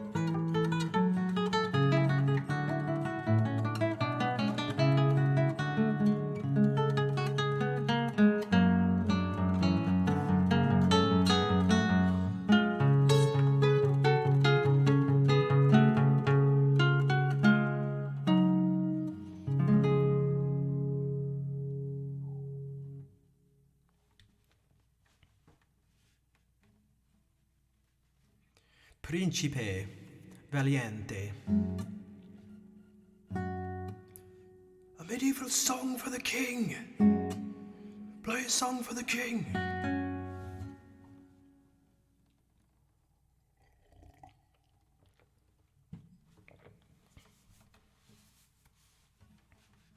Thanks for the claps. Yeah, this is...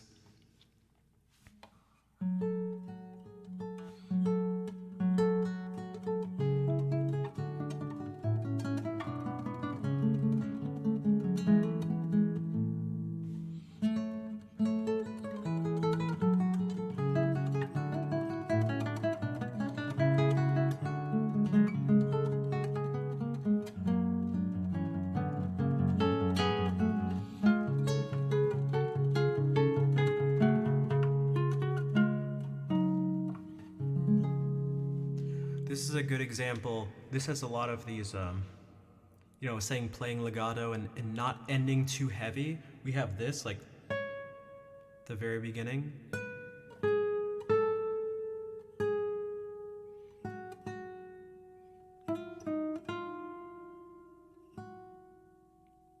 And I have this tendency to go like...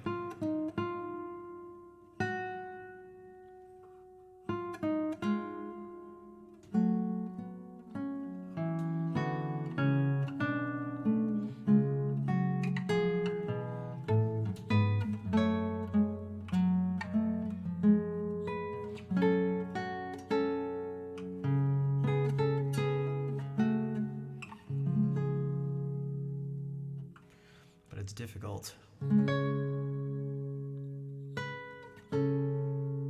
Like doing that and having it not sound like you're doing this.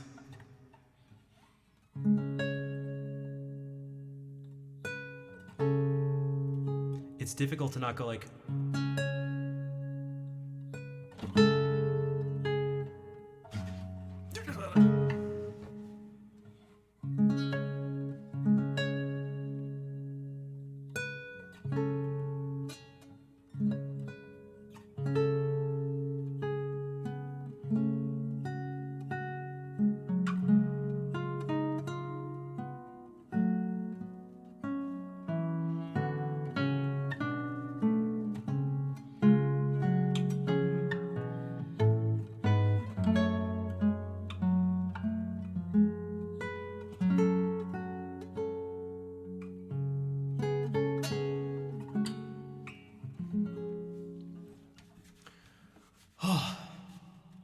It's tough. I wonder if I can maybe sort of like apply this on the fly to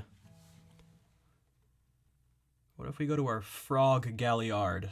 So also Dallin, but this is now, it's supposed to be much more rhythmic than these other ones. Such beauty and simplicity. I agree. And even when things are complex, they should be be they should be complex, but like if you want to make something complex, the more complex you make it, the simpler the parts have to be.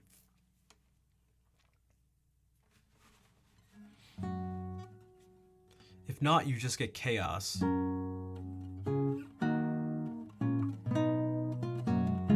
And you also just don't even need to. If things are already complicated and not simple, then why are you making it? You're only gonna be able to make it like more complex. But like if it's already complex and you're like, I need to make it more complex, like, well, you just think about what you're actually trying to do. If that makes sense.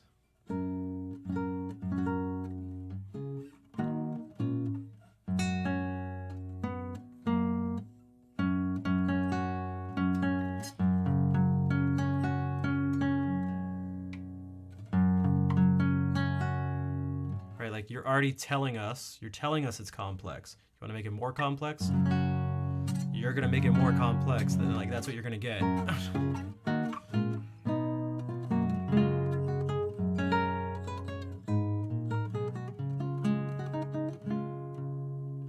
Charles V would enjoy that tune.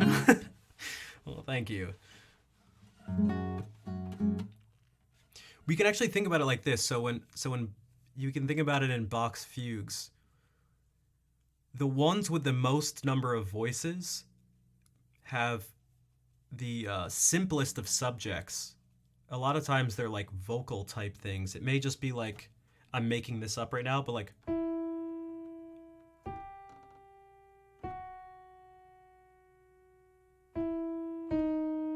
You know, something like that. If you want to have a 5-voice fugue, you're not going to want to be like...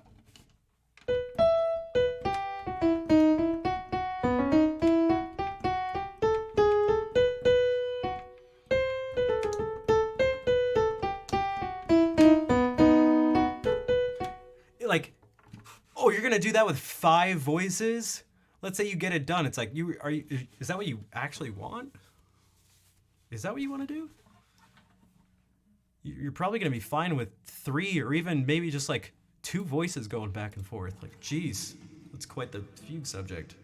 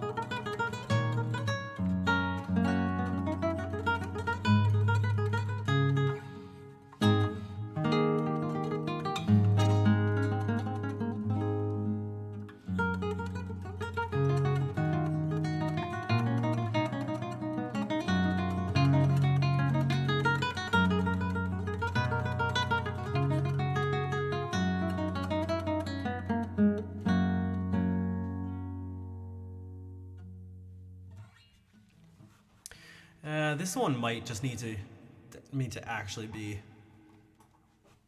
not so refined. Not that that was incredibly refined, but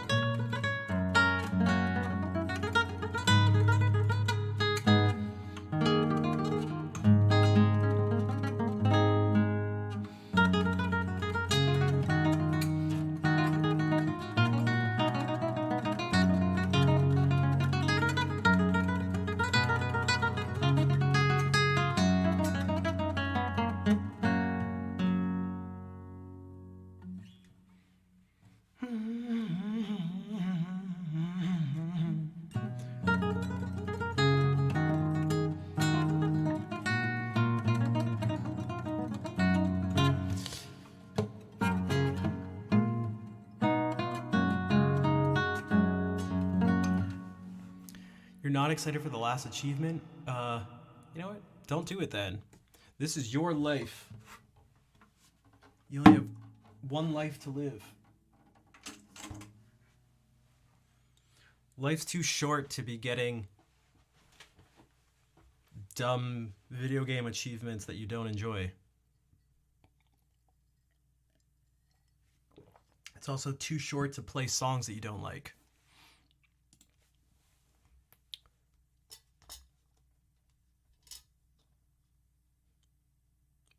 I wonder if I can sort of try to apply some of this stuff. True, true. Here, here. I don't know. What if we like try to apply it to this Saraband?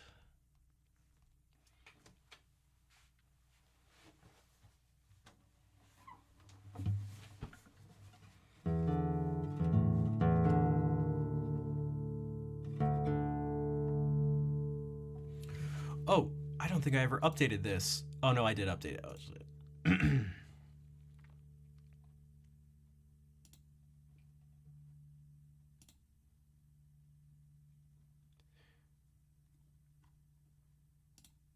Oh, random sub goal towards the end of the stream. What? If you'd like to help support the stream, if you're enjoying the music and the chats about stuff and things, definitely consider subscribing. It would help me out a great deal, especially if I need to get a new computer. I can't lower the bitrate anymore. It's just, I just can't. I already lowered it by 1,000 kilobits per second.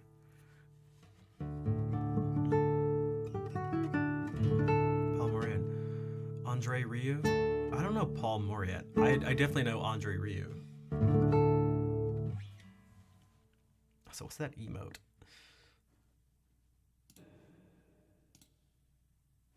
I feel like we've gotten a pretty wide variety.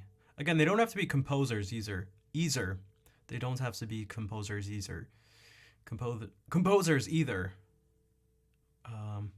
They can just be like musicians, bands, you know, stuff like that.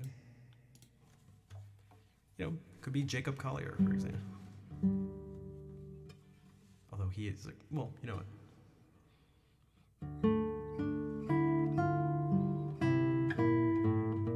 That's not.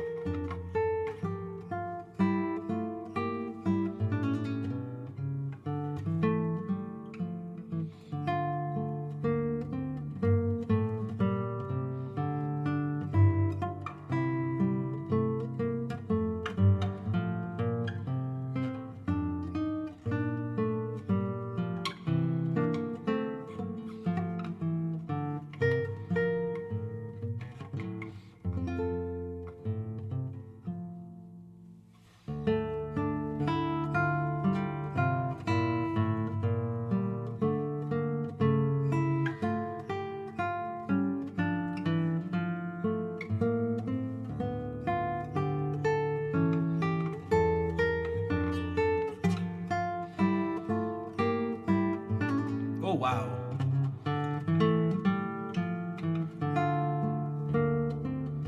Travis and Allie, thank you for the raid. I'm trying to read some music at the same time. And welcome in everybody.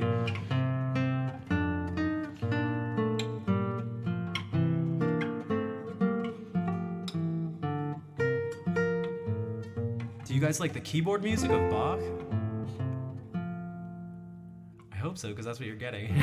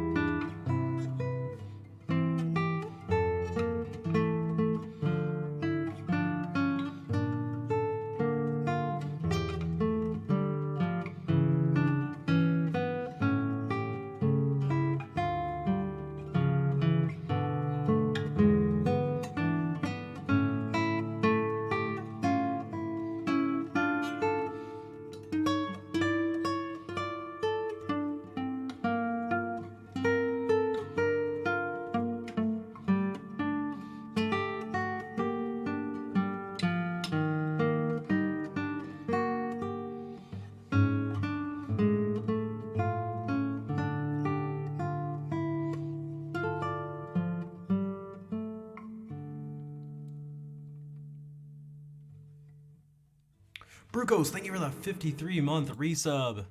And again, welcome in, everybody. Travis, Allie, thank you again. I hope the stream went well. I'm sure it did. Thank you for bringing everyone over. Some of you may have noticed. Some of you are not new. I changed my name. This is my actual name, Rafi. Also, we see there's an OG in the mix there. Brittingham Gaming, one of the original sugar daddies of the stream. What is up, Brittingham Gaming? Nice to see you. Welcome in, everybody. Let me play something that's not me just like reading. Let me play something that's memorized.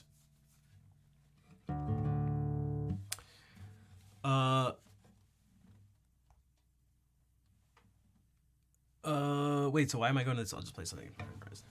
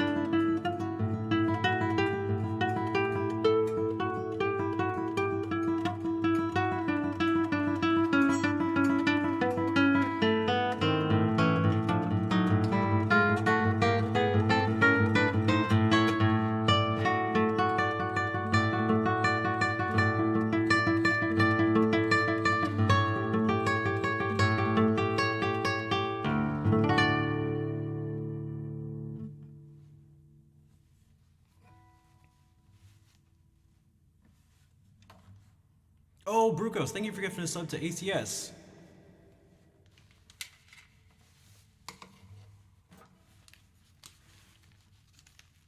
And thank you again for the raid. Some of the loveliest musicians on this platform with the highest quality audio, video, and just music that Twitch has to offer. And they're just OGs in general too. And Fair, thank you for the 32-month resub. Hola, Gravito.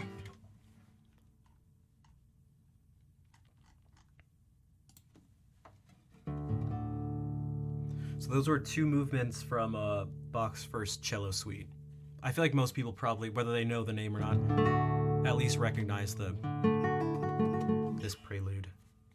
That usually starts it, but I just played it second because, well, I don't know, I was planning on doing the Sarabon first. So. I'm gonna play Fair's favorite song ever she's ever heard. Ever.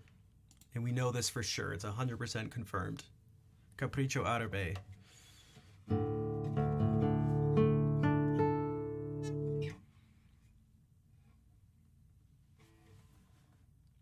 Reverb.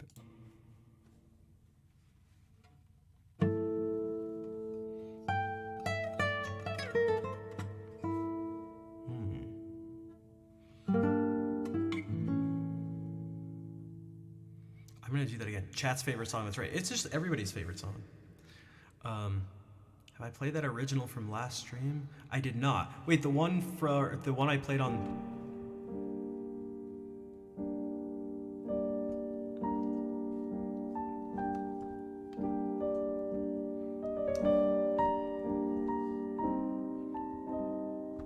The one I played on piano?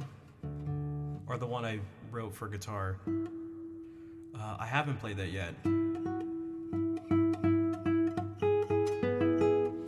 For someone who cheered or subscribed or something, or if you'd like to request that, or acoustic if you're like, I gotta hear this. Although, wait, didn't you? Wait, you had the hype chat. So actually, that's more. All right, we'll do that. All right, let's do this one. You gave 5. That's right. That's right. I forgot you were the one who did the hype chat. No, you don't need to give more. I mean, if you want to, that's good. But you don't need to. I totally forgot about the hype chat. it's from a couple hours ago. That's all right. Here, let's do this because we're already in D. Hey, Amir Gigolo, what's up? So I did not write this song. This is not what Acoustic's talking about, but the one after I'll play is.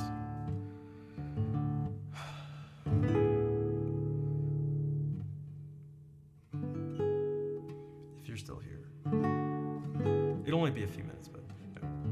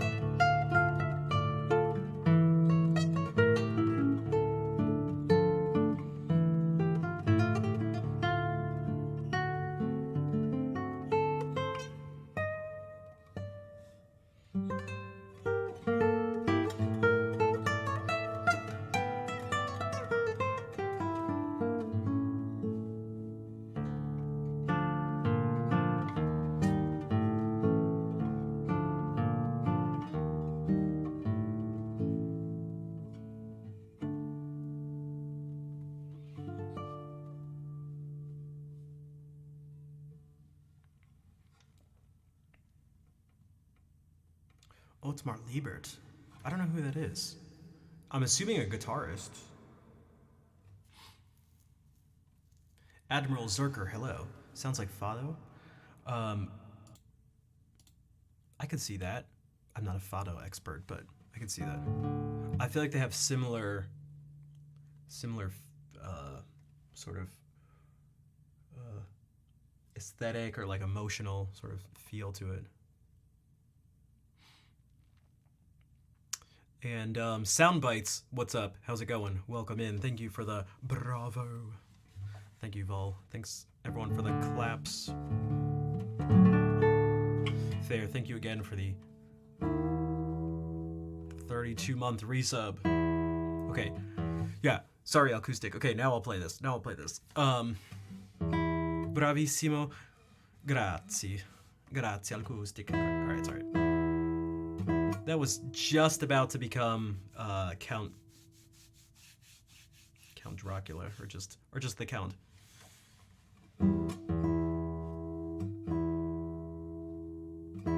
Which is what my Spanish American, which is really probably mainly like Mexican American radio voice is. Shatlav. Are you Armenian as well?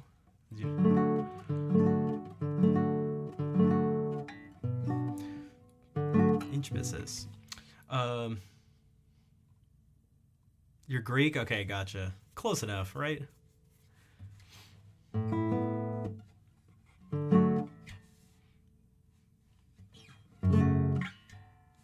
And Mexican? Oh, nice. There's at least one other Mexican in the stream right now.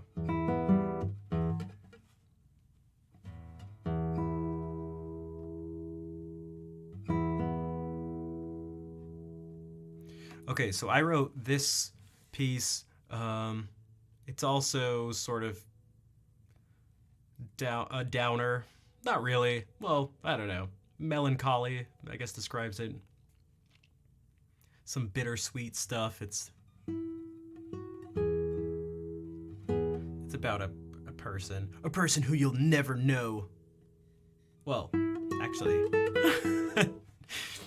you may know. But you'll never know who it is. I'll never tell.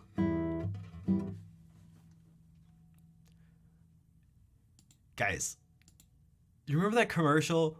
That preview for that movie? What was that movie? It was a horror movie years ago. At least a decade ago. And I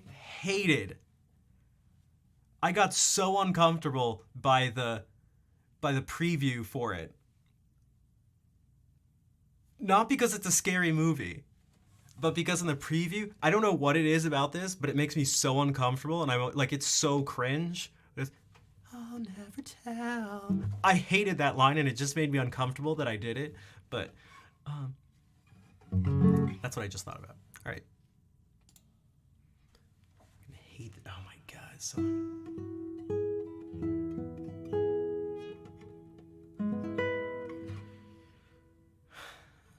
I'll never tell. Oh, God. Yeah, guys, if we reach the Partner Plus goal, I'll tell you who this song is written about. Wouldn't you love to know? Dude, what if I told you that... Oh, no, I can't even... You know what? I can't. Oh, God.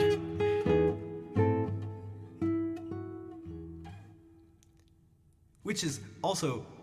has nothing to do with the song. Back to the previews. Not even close to the legit awesomeness that is... I see dead people. Oh my God, Sixth Sense is so good. Oh my God.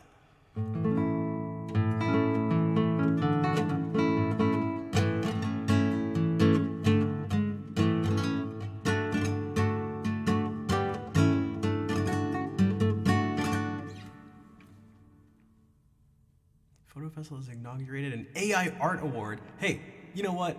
Let's at least give it, if we give it its own category, it won't bother us, right? Right? Just give it its own category. How close to 31K followers? 104 followers away from 31K. But don't worry, Followers are not even real. Followers aren't even real. Most of the music streamers who have more, a higher average viewer count, more subs, more bits, everything, almost all of them have fewer followers than me. So.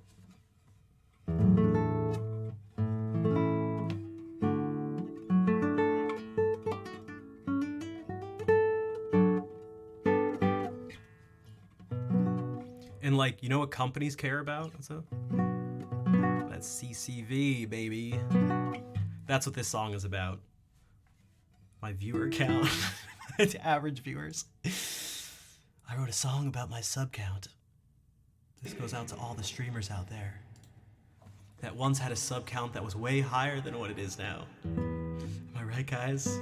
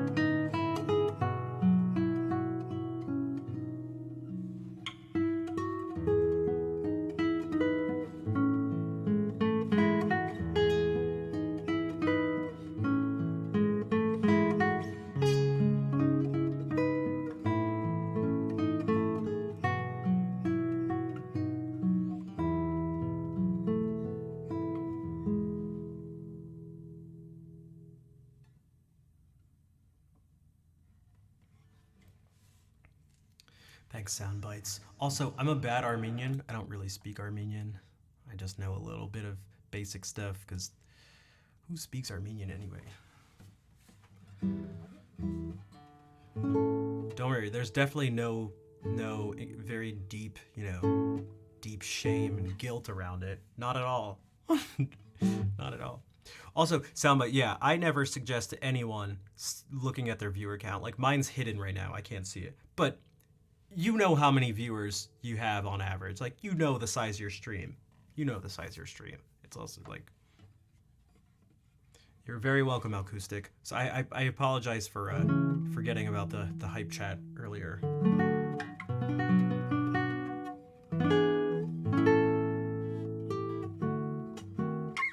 Spent 1 hour, trying to get one of these achievements? Trying to be Morgan Freeman in South Park. I knew it. Thanks for the claps, everybody.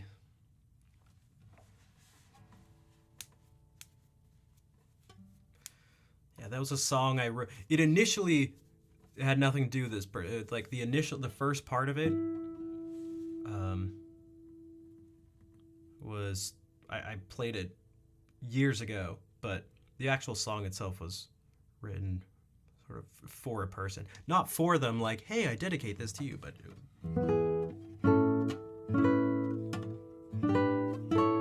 a very special person, but sometimes things in life aren't meant to be. Am I right, guys? Am I right, guys? Am I right? See, because you can do that. You can say that. You go like, am I right, guys? Sometimes things just aren't meant to be.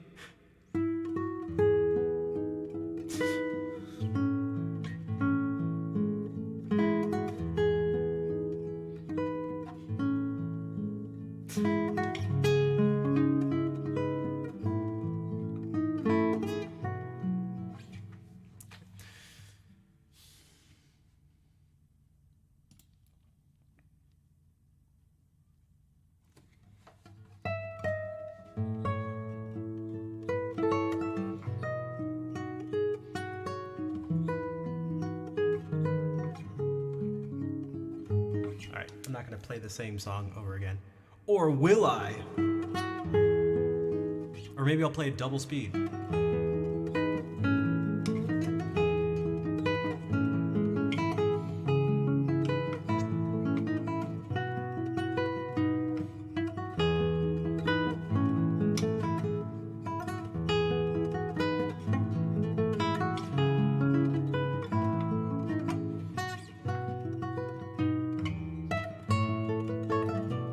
That's stupid. Maybe it's stupid because it's not triple speed.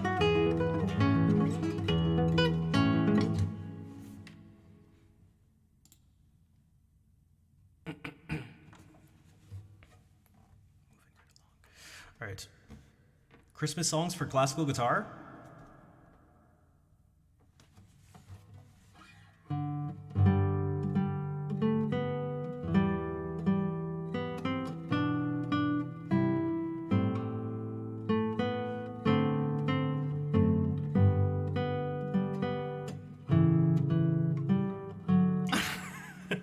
Quadruple speed? I mean, that's just a...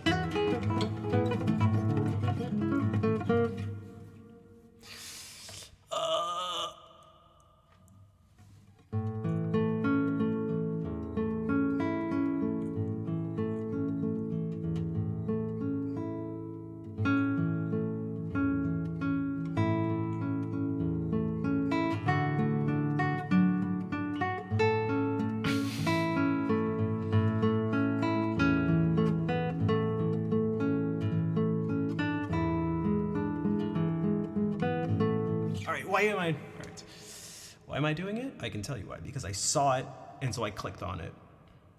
You know what else I just saw? The word romanza. I see, and then I do.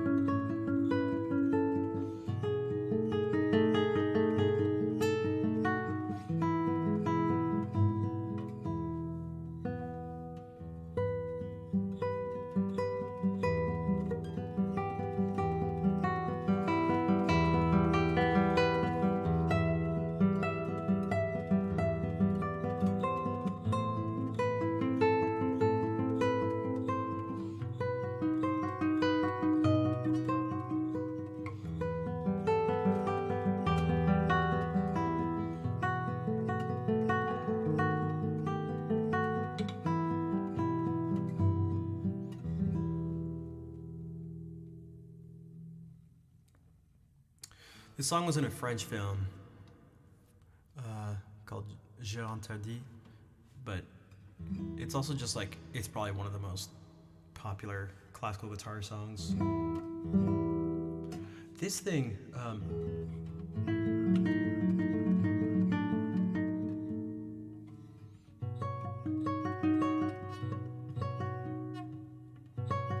I wonder if there's an easier.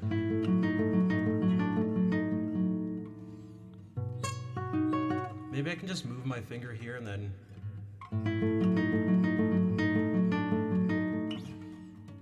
No, not really. Thank you for the claps, everybody.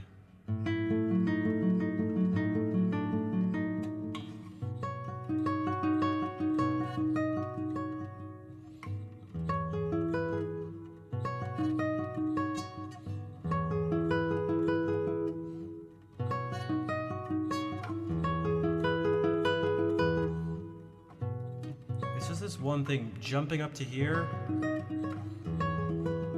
doing this really smoothly is not the most fun thing in the world.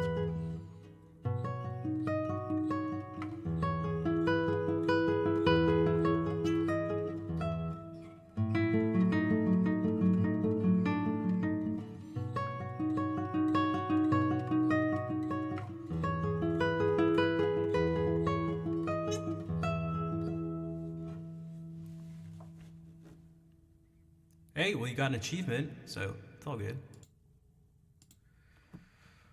My stomach just grumbled, so I should probably head out and get some food.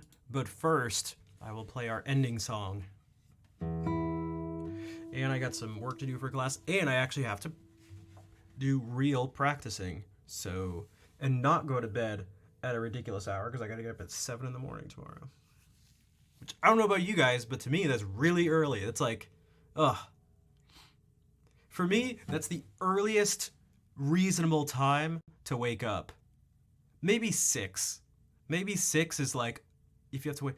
If you're required to get up before 6 in life, this is bullshit. It's like, whatever is happening is just ridiculous. That was probably some parents listening, like, okay. But 6 is like the morning, 5:59 is the night before. I guess that's what I'm trying to say. 5:59 is last night. 6 a.m. is when the morning begins. That's the earliest I'll accept a time being like, oh yeah, that's the morning. It's like, no.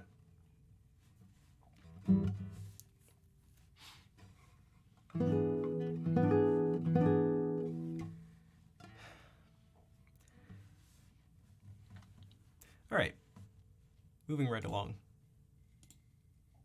Yeah, that's, now you guys know how I feel about time.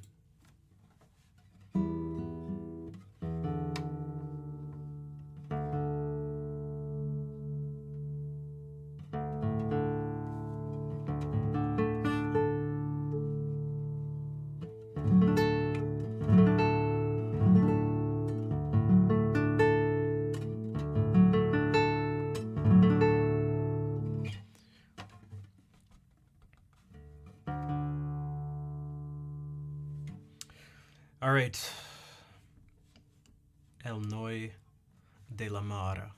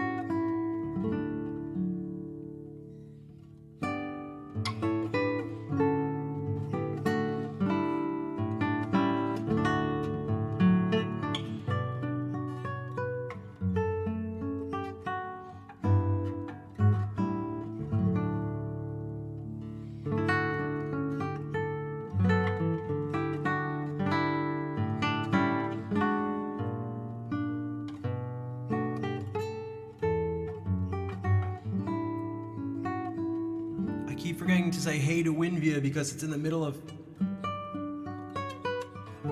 playing. So I'm saying it now.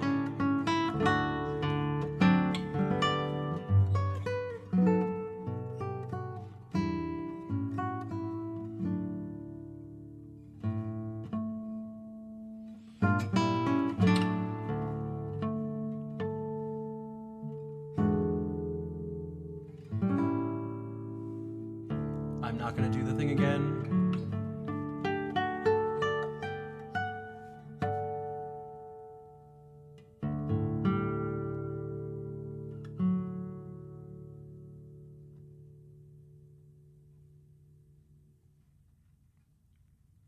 Also, I don't know if I asked if you prefer Vera or Winvia or like Win or Via or Inv. What's up, Inv? Envy? What about Nivea? All right. Thank you for all the hearts, everybody, and the claps. Why did I just do it? Thank you for being here. Vera? Okay, we'll just do it.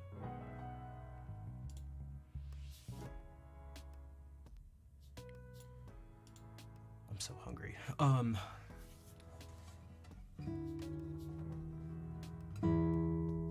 Thanks, Jackie. You're gonna change it again? Okay. What are you changing it to? Or do you want to make it a surprise? Although, it could be a fun thing if I see a new name, but see a sub badge, I'd be like, huh,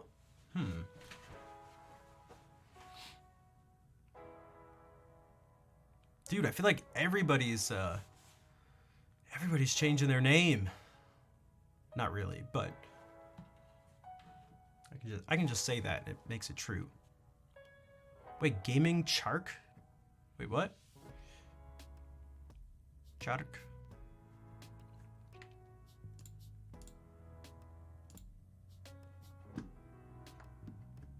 Oh, character. Okay, gotcha. I was like, what?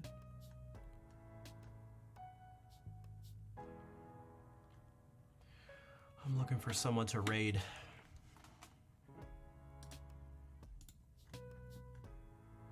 Maybe this person, maybe that person. Maybe this person. Maybe that person. Legion, thank you for the 42-month resub. Coming in at the last second. What is up? Legion, more like legend. Am I right, guys? All right. Thank you, Legion. Next stream or next time you're in here, if you want to remind me, to let you have a priority request. I really should just say a request. All the requests are priority requests. Just let me know. I was ranting to my friend. My friends were talking about things that kids these days say, and I was talking about how goated is overused. So I don't know when it happened. But all of a sudden, goated, just became a term to mean good. It's like, but Legion's actually goated. So, what a language is so weird. What a strange, like, to say a thing is goated is so, it's interesting to me. Also, what's up, Meta? Bach, Skriabin, okay. Tchaikovsky, Sibelius, Segovia, Bill Evans, Ahmad Jamal, Errol Garner, Alexandra, wait, who's Alexandra Dovgin?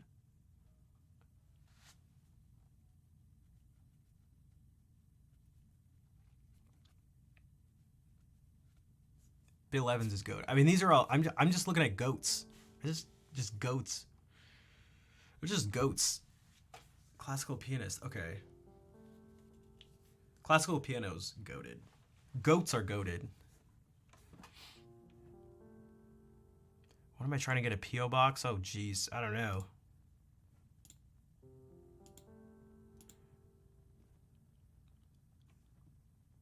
Okay, Rostropovich is definitely goated. But like, okay, actually one of the goats. Well, I mean, all the, you know what? Let's, yeah. I don't know, because you have to pay for a PO box. Again, it's like more money, and I already don't have enough money, like, in life. Which is why I live with my parents, which fucking sucks. It's already difficult enough being a single guy.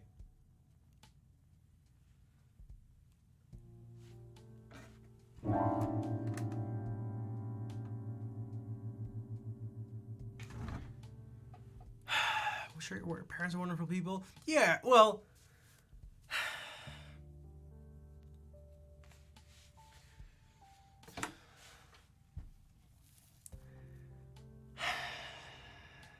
Lord Zath, welcome in. How's it going? Do you also live with your parents? That'll be the question for everyone who comes into the stream. Yo, what's up? You live with your parents, or? What's up, everybody? Who here lives?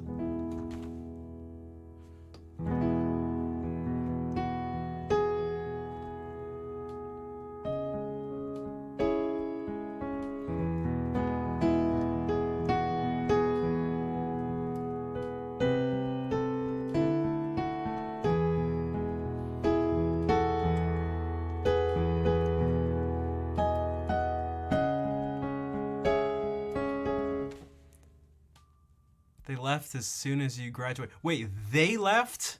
You didn't leave them? Did they leave you the house? Now that would be goated. Holy shit. Wait, that would be goated. You don't move out? Your parents move out? And they just, we're getting a new place. You get this place.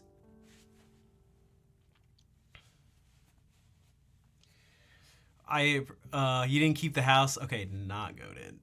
Not goated. No, I think that one's actually kind of common, especially if you're like the last of the kids. You know, you're the youngest child and you finally go to college and they're like, we are going to downsize. We do not need this 6-bedroom house anymore. I don't know who has it. Yeah. It's a lot of bedrooms, but I appreciate that, Legion. No, it's just like, oh man, I've had to cut down on everything. Cut down on subscriptions to like everything. Subscriptions to people on Twitch.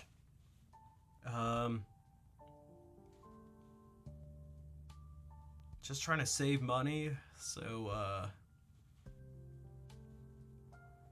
I can eventually move out. But I feel like I can't even just save money to move out. I feel like I have to. What do you guys think? I can't just get like, oh, now I have this much money, it means I can move out. I mean, most of the places now are like, if you want to even rent this place, you have to show that you make 3 times the rent per month. It's like, dude, okay.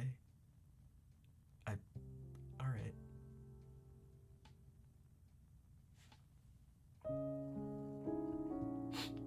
So, you have a younger sister? Oh, so she went with that? All right.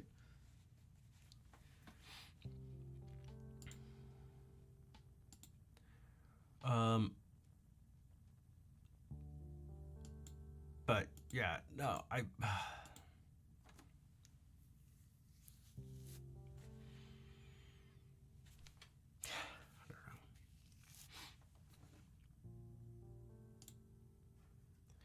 All right, I'm going to raid somebody. Oh, see, is this gonna be super loud? I bet it is. Okay, it is muted. Okay, good. Meta, what's up? Okay, what's on the shelf? We'll have to do this because I gotta go. On the shelf, on the top is my name in Armenian, embroidered with a woman and animals. Oh, the musical staff thing specifically is the Jesse motif from Jacob Collier's Jesse albums. So it goes.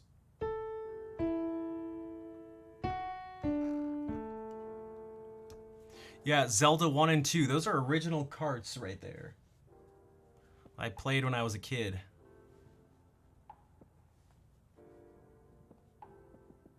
What's up, Tub of Lard? Jesse's mom's got it going on. The SNES game is Chrono Trigger.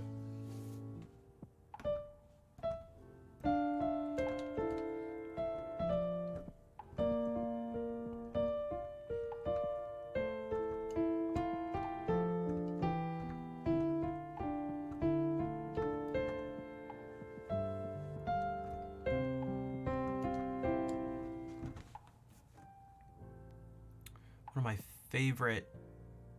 It was Stacy's mom, but I thought you were doing that just because it's like, it sounds like it could work. Because it kind of could. Jesse's mom. Jesse's mom is gone. Is gone. Jesse's mom is gone. Party going on.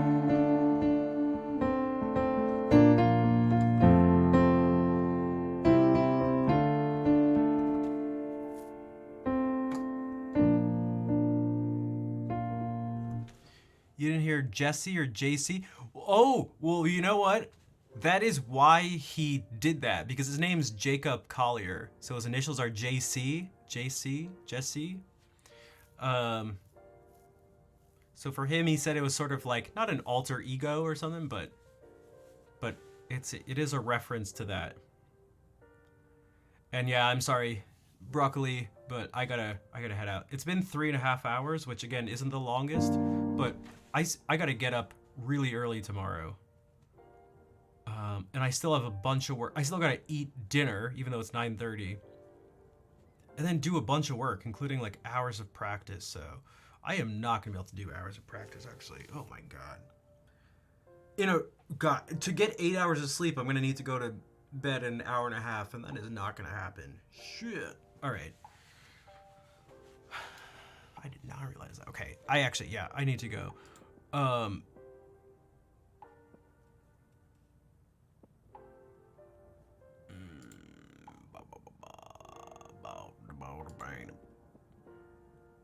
Sleep is important. It is important. I'm pretty sure that's why I got sick a few days ago.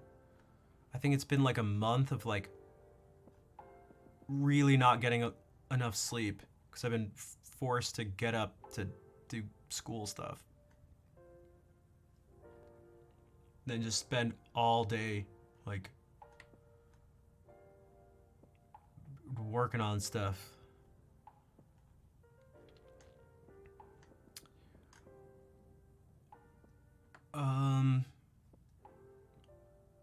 Yeah, copy those raid calls. Thank you, Fair. I think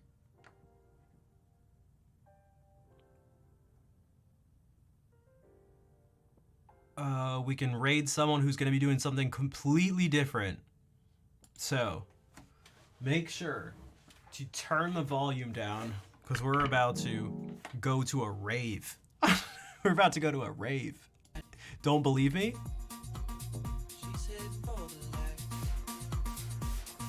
Sparrow, thank you for the 14 months. So, you better get ready. Turn the volume down. I know there's gonna be people who just aren't gonna turn the volume down. You know what? Although this song is like relatively tame, so this is probably a good time to do it. Yeah, get your emotes ready.